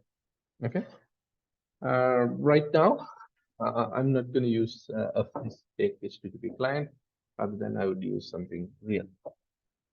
Uh, First of all, I would need some forms to be created. So I'll be really quick about it. So you guys also do get a refresher on that. Let me remove this. I think I comment it out. I might need this again. So I would have these things prepared. So first thing is I would create a simple form which will contain a date and a simple name of a customer. Okay, so my model is really simple. So I will create grn input.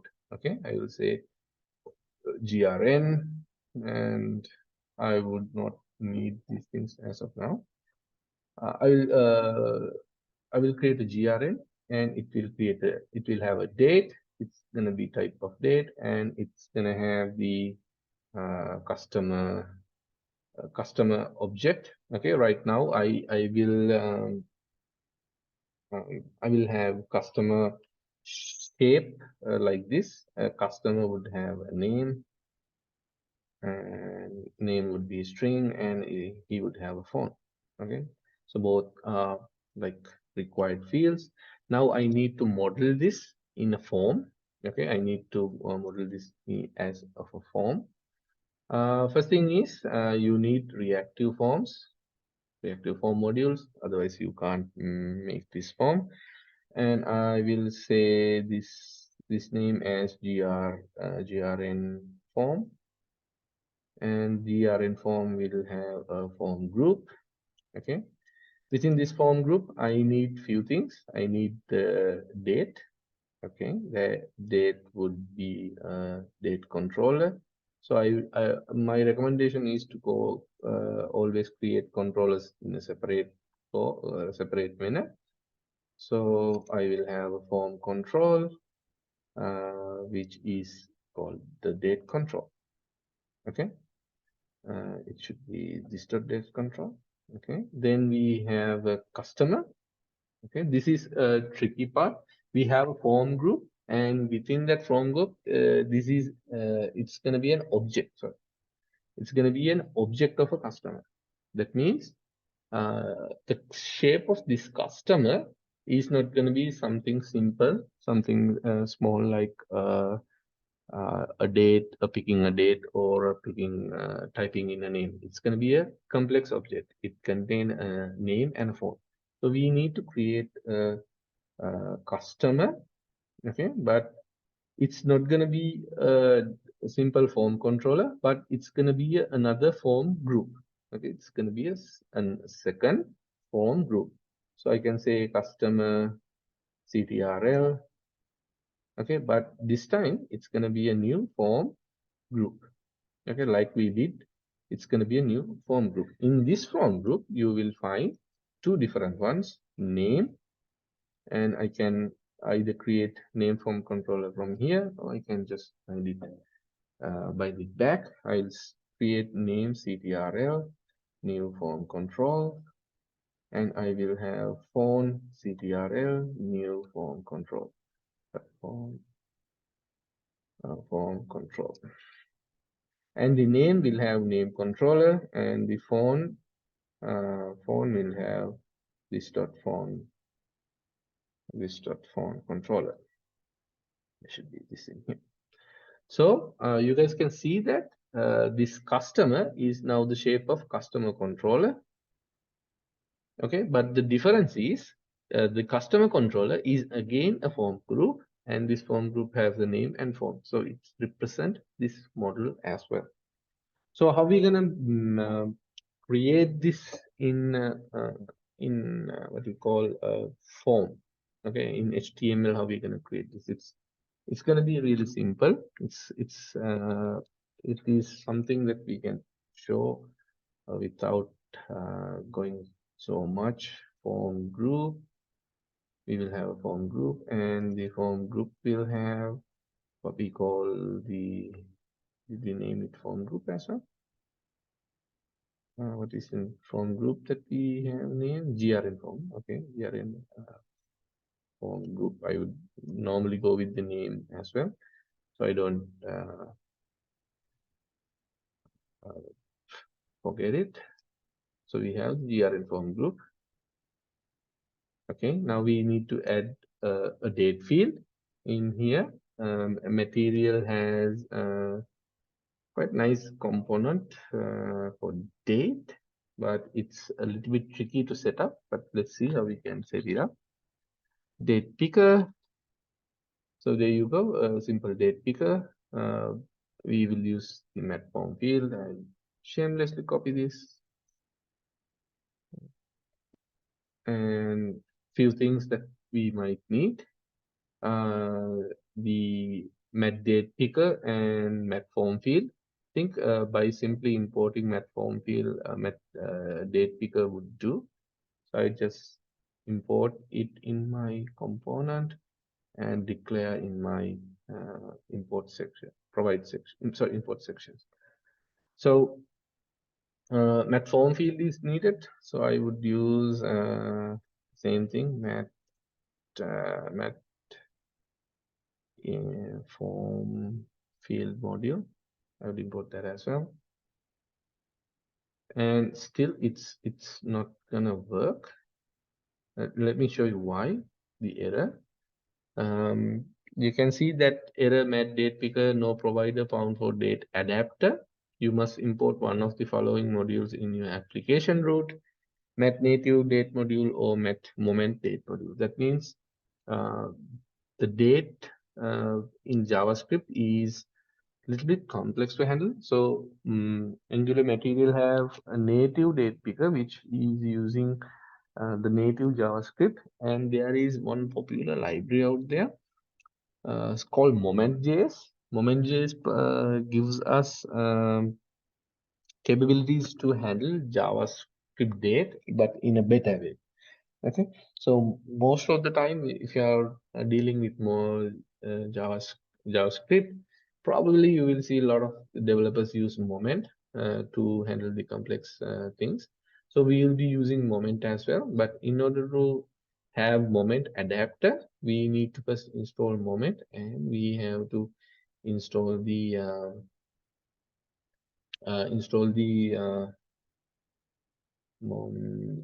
adapter to that as well. So simply we would have these things in here: mat moment module adapter from Angular module, and you need to install moment.js as a dependency. Okay, so we will use this Angular moment adapter within our root module. That means within the app config section. Let's go there and let's import that Angular material moment adapter. But I think we have to install it first, if I'm not mistaken. Import whatever from. Yes, it's giving me an error, so I would install this via npm. npm install -- save. That means you keep it in the package JSON, and I would install Angular in the material moment adapter.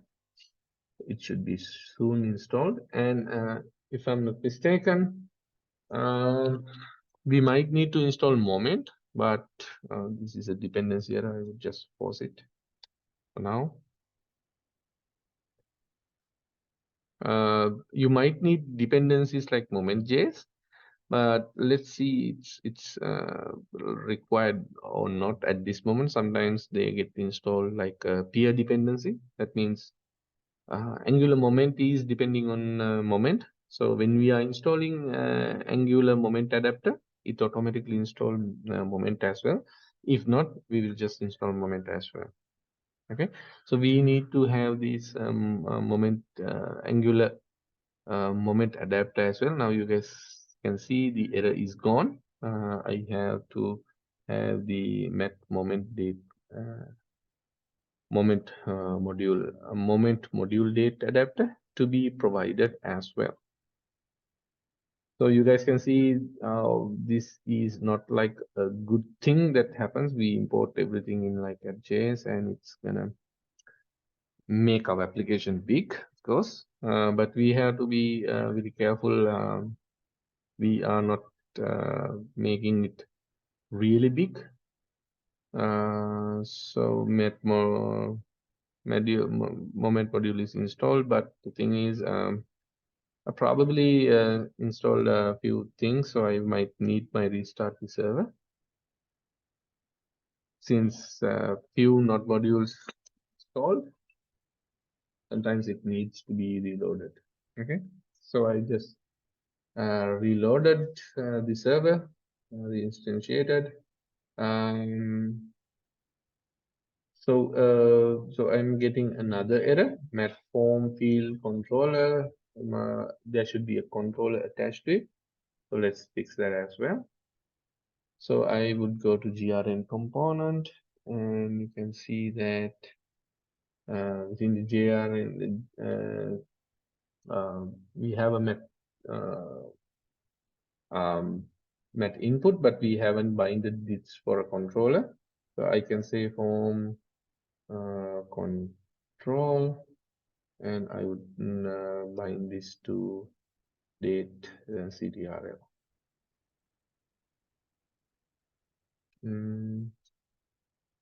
Let me reload VS Code. Sometimes it's not accepting reload window. The autocomplete is not working as expected. Oops.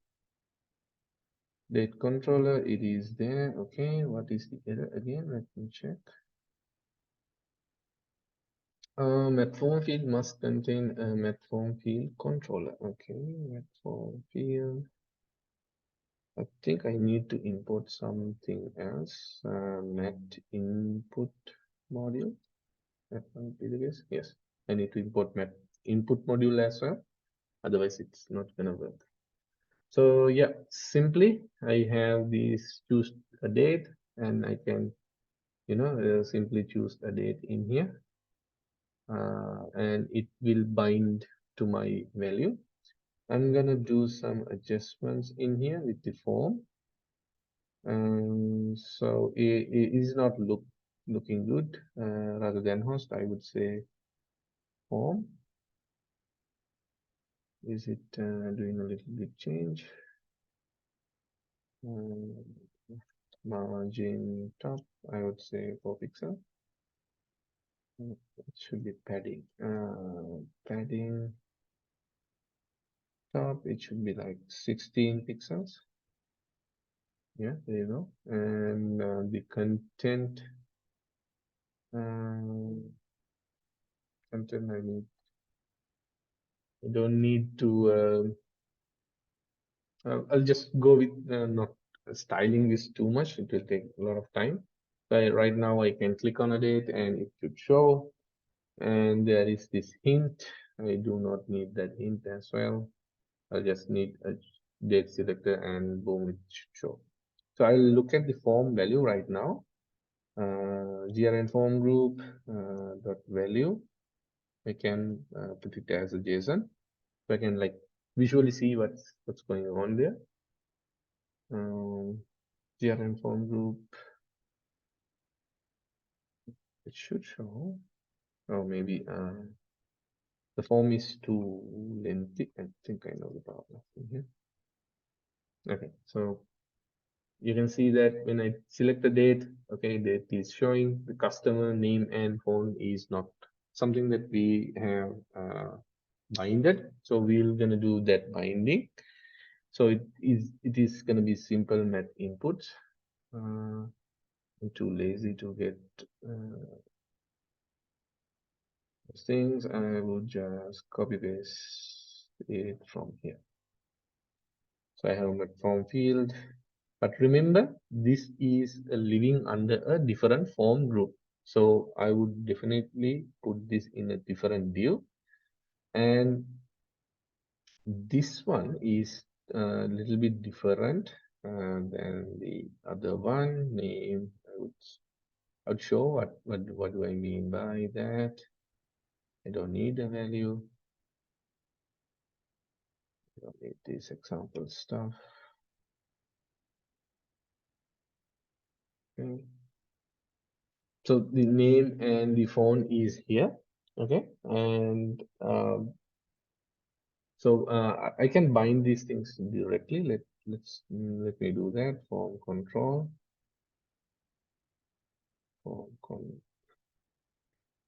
at input form control, and it's gonna be the name control. Okay, let's see whether this one works. Name, there you go. So the name, since it is under a separate form control, we can do that. But if you are in a separate form group, the form group, if you are using form group name, this will not work. You need to define the form group name in here. Right now we are directly binding the controllers, so this is working. But if you are using a form group name, this will not work. Okay. Form controller, this one is form controller, and let's see, name is done, and phone number is also working. Okay, so I can even define the type to tell. That means it's gonna allow only to the phone numbers, but currently it's not supported, I suppose. Maybe I can put number. So I can only type numbers. Yes, I can put only numbers. I can put name, and I can choose a date, and so this goes on. Since I'm not using the form control name, I would remove that. And everything in here looks flex direction is column, just the align item, I would say self start. Okay, and I would go with mat. I will go with these mat form fields. This need to be like should have a width around, like, say 98%. There you go. And I can center these items again. Now we have a little bit of space. You can say 96 even. There you go. So we have a choose date, we have a name that we can put on, and we have a phone number that we can put on. And we should have a button, of course, a submit button to send these all things down. Button, I would say Mac button, I would say save or whatever. It's gonna be a raised button. Okay, there you go. And I don't need this one as I can see the content. Mac form. I would do some height around like 50%. No, it's not gonna work. 100 view height. Yeah, there you go. So it's not the best UI that you can see, but if I hit save, now a variable should go into the Firebase and it should save. So that is my objective. So simply, I need to have the click event. If you guys can remember what should happen on click, I would say on save, and I would go to the component itself and have a declared on save method. Okay, right now what I am gonna do is I'm gonna just simply console log this grn form group dot value. I need to get the value and see whether it is showing as I expected. I need 5. I need name to be something else and phone number to be 1234 and save. So we have a date, a moment date object in here, and the customer, we have the phone numbers and everything built into this. So since we are using the moment date adapter, we can see the date in a binded as a moment object. So this data type is actually wrong. It's not using the name one. So, but we can have we can shape it as we like. Right now, it's giving us the moment-based data type. I think I can have moment in here. Moment.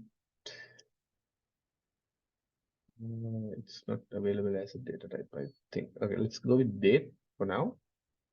And when you choose a date and some values, it should show. Okay, now my objective is to get these things in a database or in Firebase. Somewhere we can store these things. So if you guys can remember, Firebase have these useful what do you call out of the box features that we can utilize. Right now we have utilized authentication.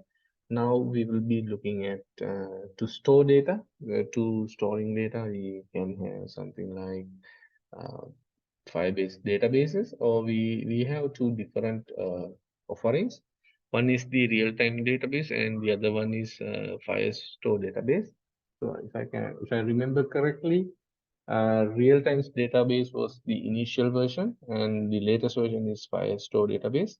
So I will just create a simple database using Firestore database. I'm not going to use the real-time database, but if you are free to use something similar.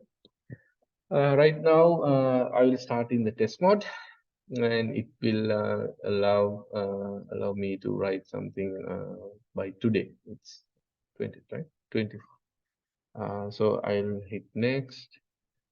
You can't change the location where you're gonna store these things. I would show something as something um, easier for us. Like Mumbai is real close to Sri Lanka, so the lag is will be very less. But remember, once you created this file store, you can't change it.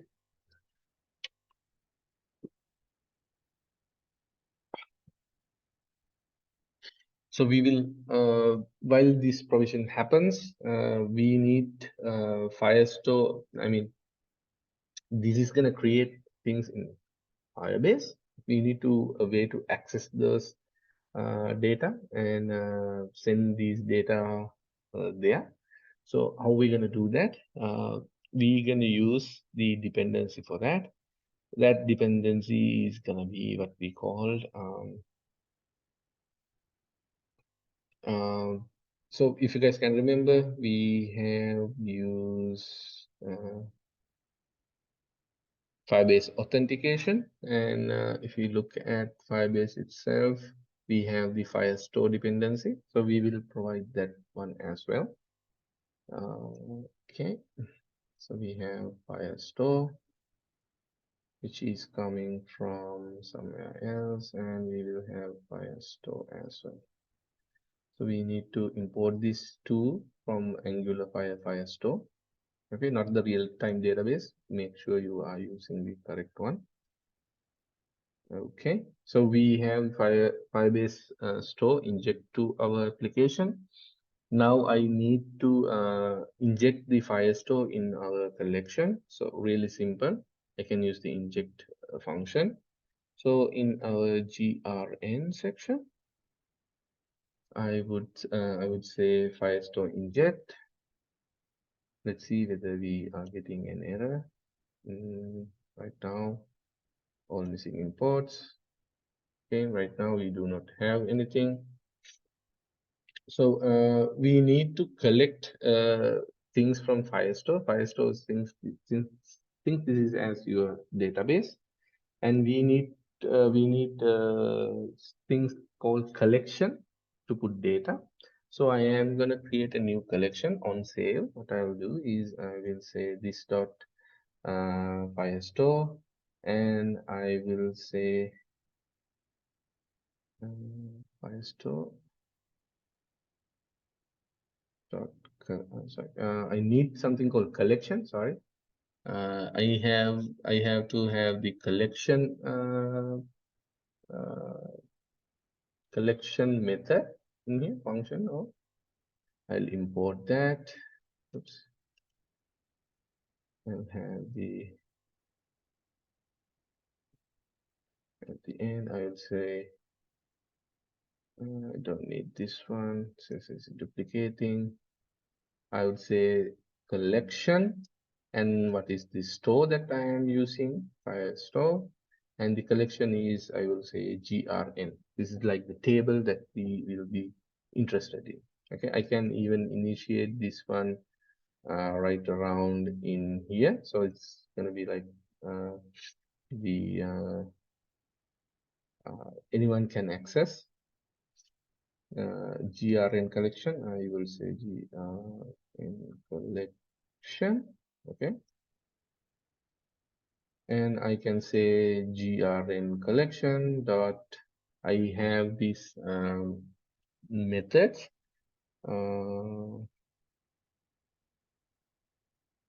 Collection data is what is based on the collection data.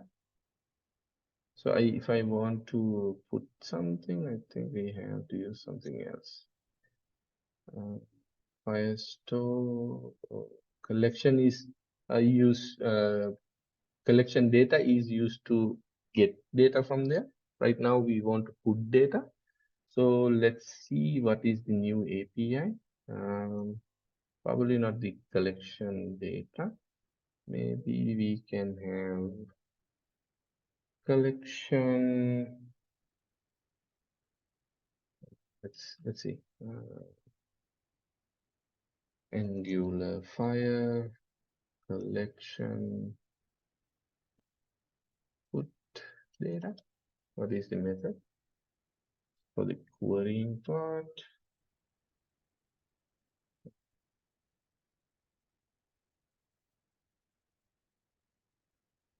I think Firestore should have something more.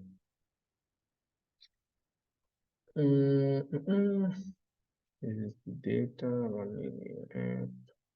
This is also going to give us the same thing. Sample advanced.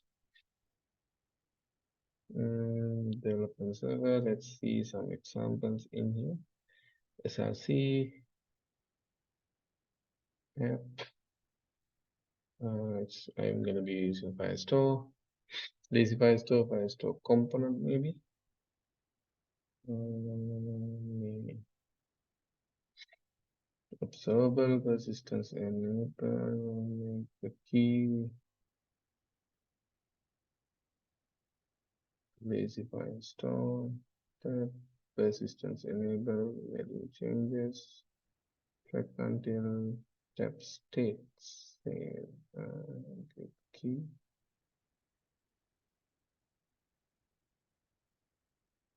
No, it's not getting stuff.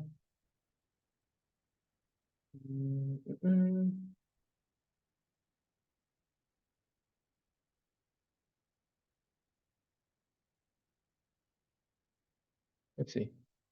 Things change. How to adapt. Collection advanced module app install. Okay, we can use the doc section, I suppose. Doc share doc and Firestore. That's for getting a documentation. Let's say fires. Angular Firestore save data.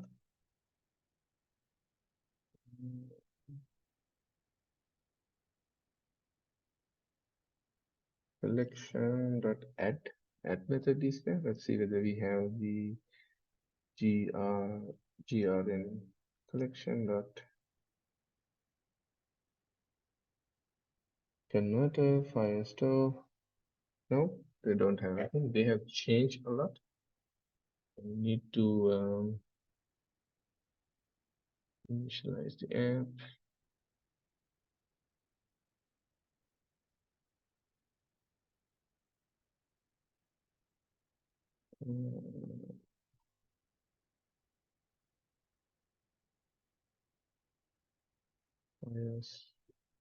Firestore set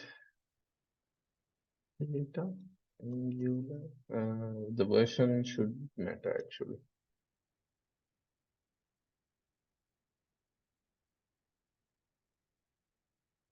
Things change. Collection, they say document. Do I have document access? Document.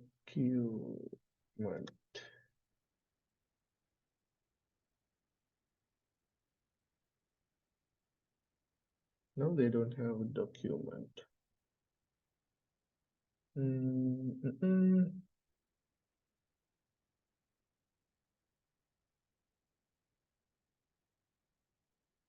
You should have document.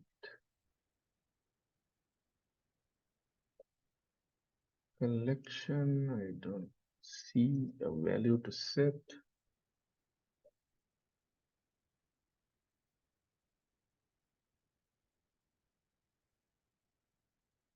This GRN collection. Provide Firestore data converter. No. Firestore instance useful for performing transaction. Okay. Firebase apps types. No, we don't need that. ID collections identifier. Reference of the container files and subcollection. Parent type. They don't have any document.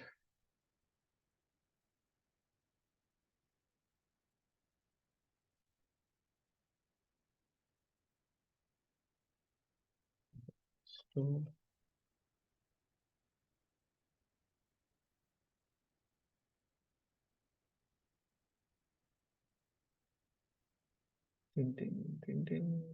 collection data.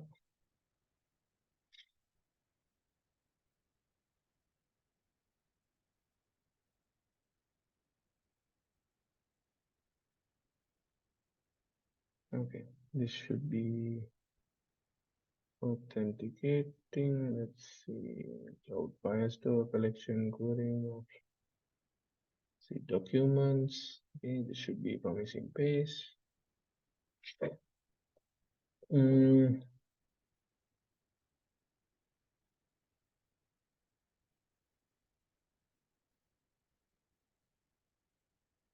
They are using Angular Firestore, right? But in here you don't find that collection. We have the Firestore, okay. Angular Firestore doc. Let's see whether that's right. This Firestore doc. We don't have a doc. That's the main reason. Am I using the Angular Firestore correct version?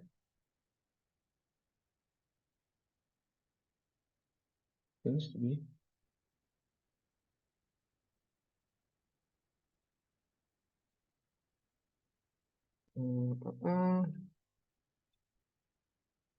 Let's do another search. Add doc.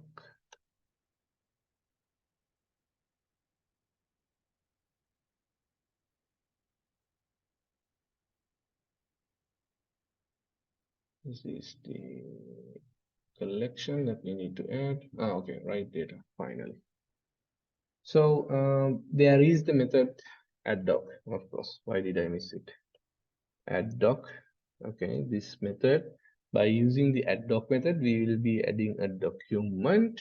Okay, so I will call add doc, and we have to provide the collection, grn collection, and the data that we need to put. So in this scenario, this dot grn form group dot value. Okay, since this is a wait function, I would definitely go with a wait, or we can convert it to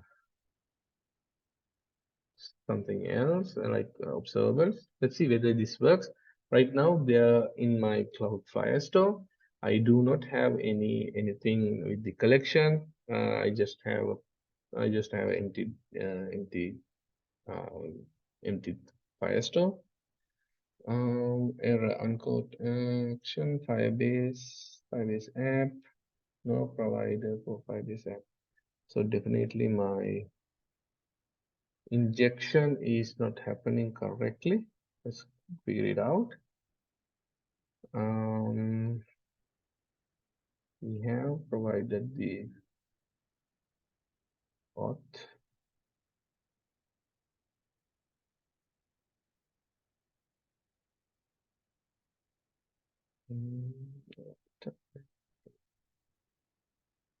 So we have provide Firestore that is working, but the injection seems to be not working. No provider for Firebase apps. Let's see what's the main reason on this.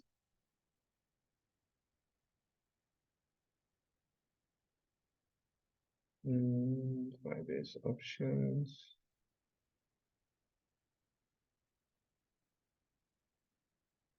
I think we are using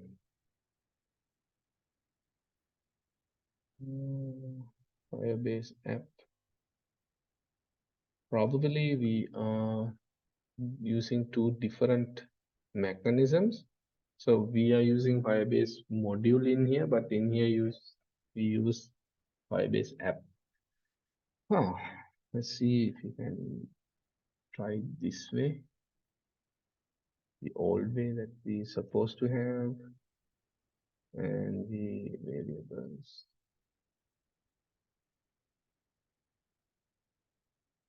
We need to stick to one configuration.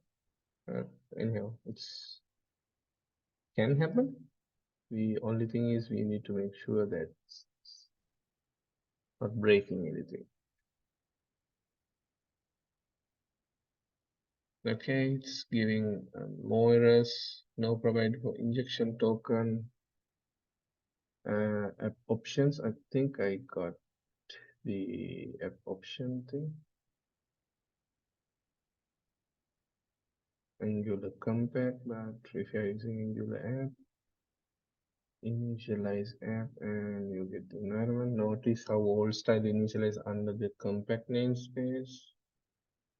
You must also use the compact library.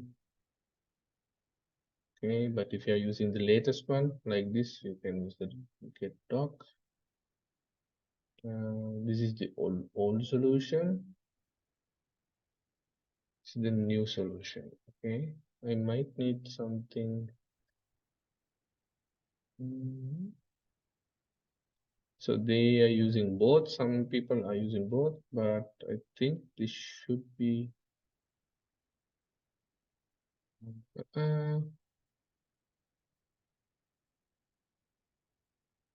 Let's see the most prominent answer. Firebase options. If you are using that, let's provide that. Maybe that will work. Not sure.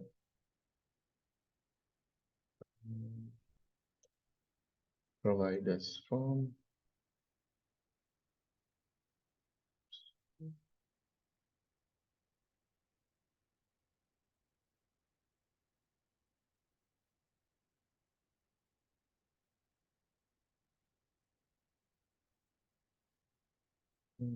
This is coming from a different error. So I think this is not the correct way. Probably I should initialize this way, but I'm missing something in here. App initialization should be app module. Environment Firebase, Firestore.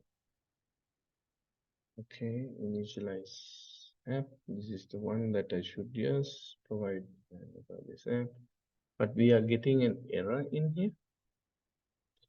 Now provided for inject Angular 5.2 options. Let's search that.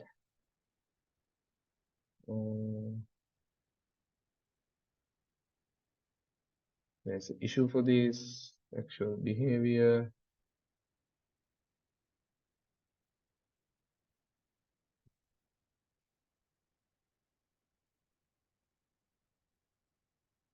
Angular Firebase app, initialize this, provide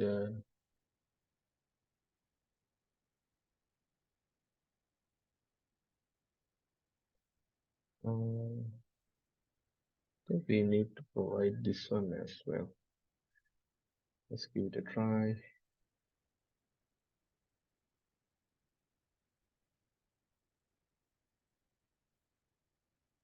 If this works, I think we need to do a little bit of modification.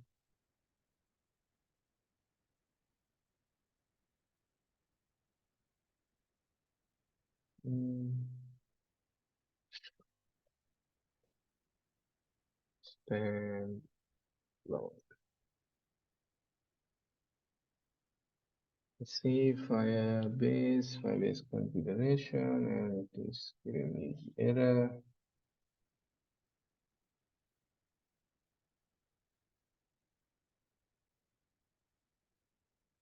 Oh, seems to be I have to do the both things. That is weird. I'll remove this.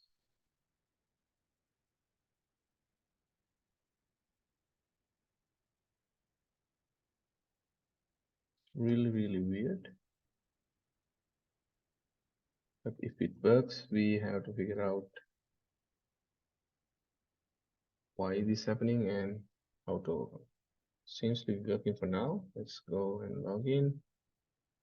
Yeah, weird, but I'll have a look around it, why it is happening. Let's see whether at least we get the data into our database. Name, I would say Ranvika, and probably the phone would be 1234.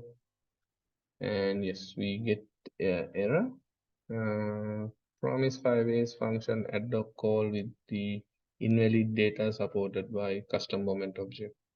Yeah, that is something I was expecting. That means the value that I'm sending as the data is not actually a data. It's like a moment object that we are getting in here. So I might need to convert that moment object into a more date a field that is represented as a data. So what I will do is I will create a variable called to save. Okay, and I will have all the values from the this dot grn group and the value. Okay, for date, but I will do some modification. I would say this dot date date controller value. So I will get this value as a moment const date, and this value I would have something like a moment object.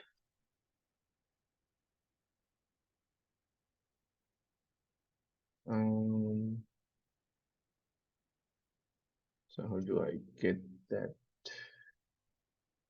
moment?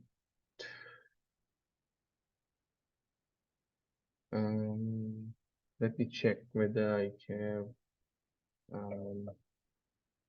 Angular material date moment using Angular date picker.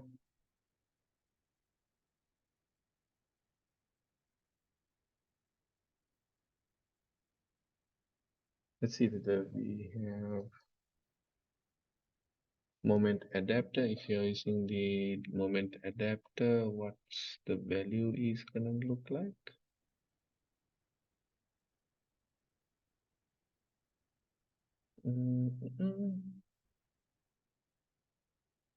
There you go.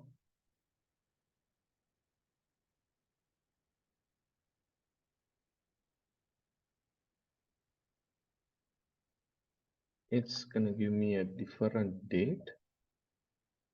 But let me try to convert it to a date really quick. New date.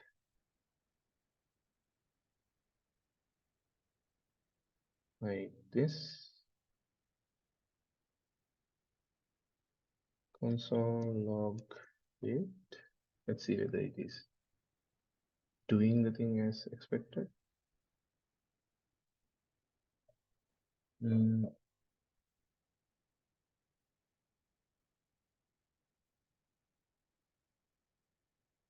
I don't need this one. I would say to save. Let's hope this works. Okay, seems to be working. Let's go to our store. Did we add the document? No. This collection is done. Unfortunately, we did not get the collection. Let's see whether refresh will trigger. Okay. It was after refresh, it was got there. So I have the customer, I have the phone number, I have the date. Probably this should work like a real time. Let's say I would say run leak and save. And yeah, you can see it is real time updating. So we can safely assume that the values that we are putting in here is getting um, shown in here. Okay, so what we can do is we can even even take the values from there. That's what the collection was about. So I would take this met card, put it right under there, and I would, because I'm not having user stream, but if you guys can remember, you can get data from what we call a collection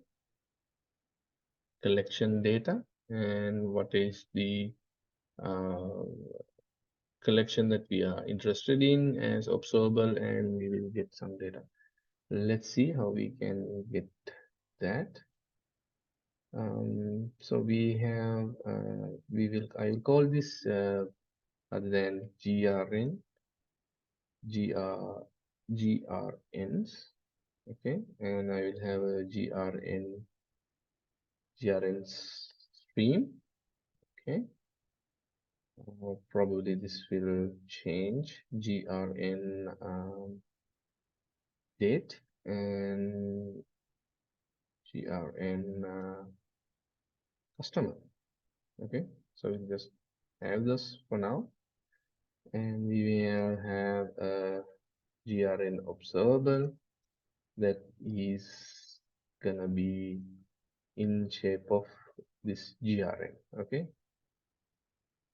right, so we need to initialize this within the constructor. So since I do not have a constructor, I will have a constructor right now, and I can say this dot grnns equal collection data from Angular Firestore, and the collection that we are interested in is grn collection. This dot grn collection. We need to cast this. As you can see, there's a casting going on, and that means we will say explicitly this is going to be in this format as grn conversion. Document data is following. Okay, I think we need array. Following properties, collection data.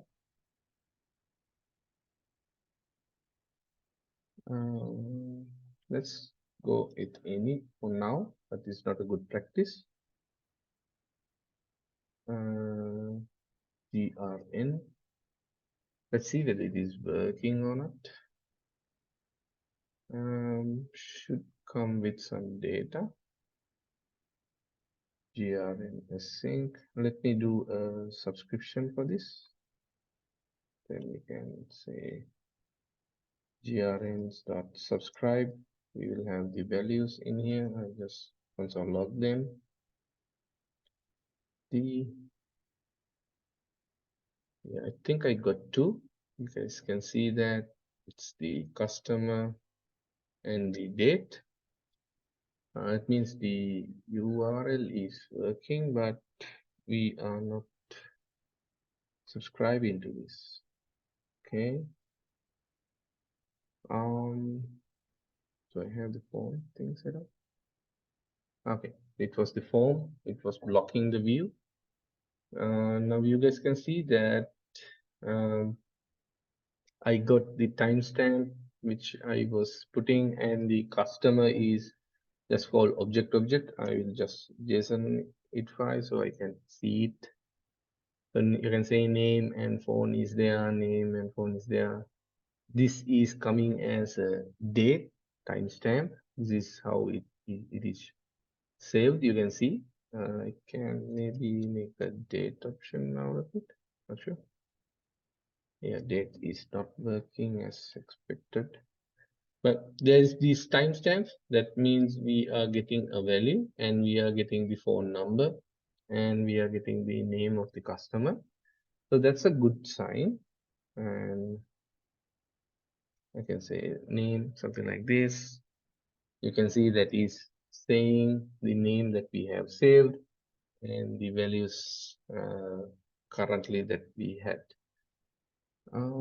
The timestamp, I need to like figure it out why it is in timestamp rather than we actually gave a date in here.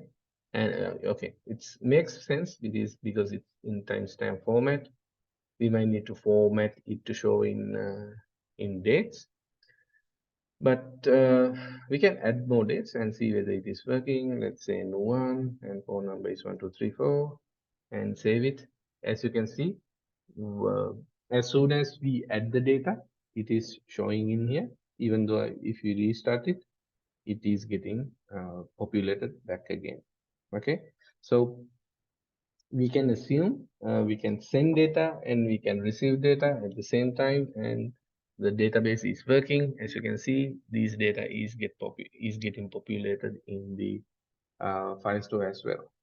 Okay, so we had our data, and data modeling is something something different in Firebase. That's because they use like NoSQL data sequence or NoSQL databases sort of thing to store this data. So you guys can play around, add data, remove data. Even the remove functions are should be there in here. We using add date, add doc to add data. We can use the same thing for removing data. The main thing that we had to do is conversion of the controller value, date control value specifically. The reason behind that, when we bind this value, it is sending a moment value, but moment values are not storable in Firebase. So we have to convert it into a JavaScript date. And we took all the values from the current field and we edit the date field with the date field of the one we took over, and we save that in our Firestore. So basically a simple application that we can put into play, and it works. Okay, so I will do some modification in this to make it look nice. Probably I should stick these things in the host.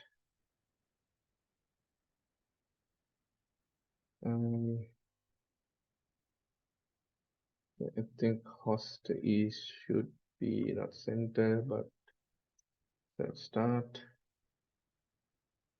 and other things we can just hit 200%. The form should match its parent, and the methods maybe we can have it wrap around for another scenario. We just have these things in a div. and we can center those things. So I'm not like really into styling these things at now. We'll just look at the data and its uh, storing and taking these things into the next in our application. So that is like our main objective. So we'll stick with that for now. But if you like, you can do the styling and all those things in a later on manner. So we have a simple form which will store some data and we can receive some data. So really simple. Once you get the hang around it, you will define a collection. Okay, you will define a collection. You can read data from collection data. You can add doc from the add doc section, and moduling your form is something important that you need to focus on. But it's also really simple, and yeah, you can try it out yourself. Give some data, uh, and you can save those things, and it should appear, and list goes on. Okay. Any questions up until this, guys?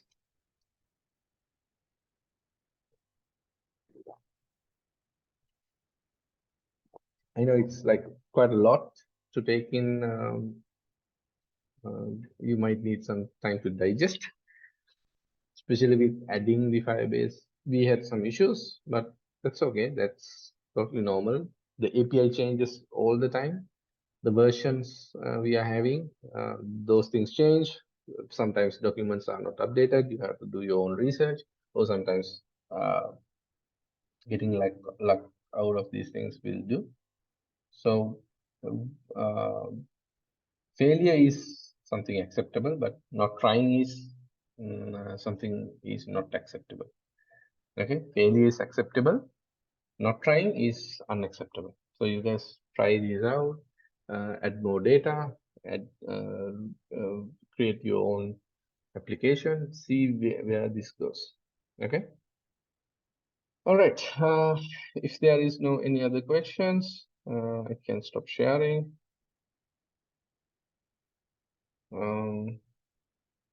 Any questions, guys, on records? Okay. No.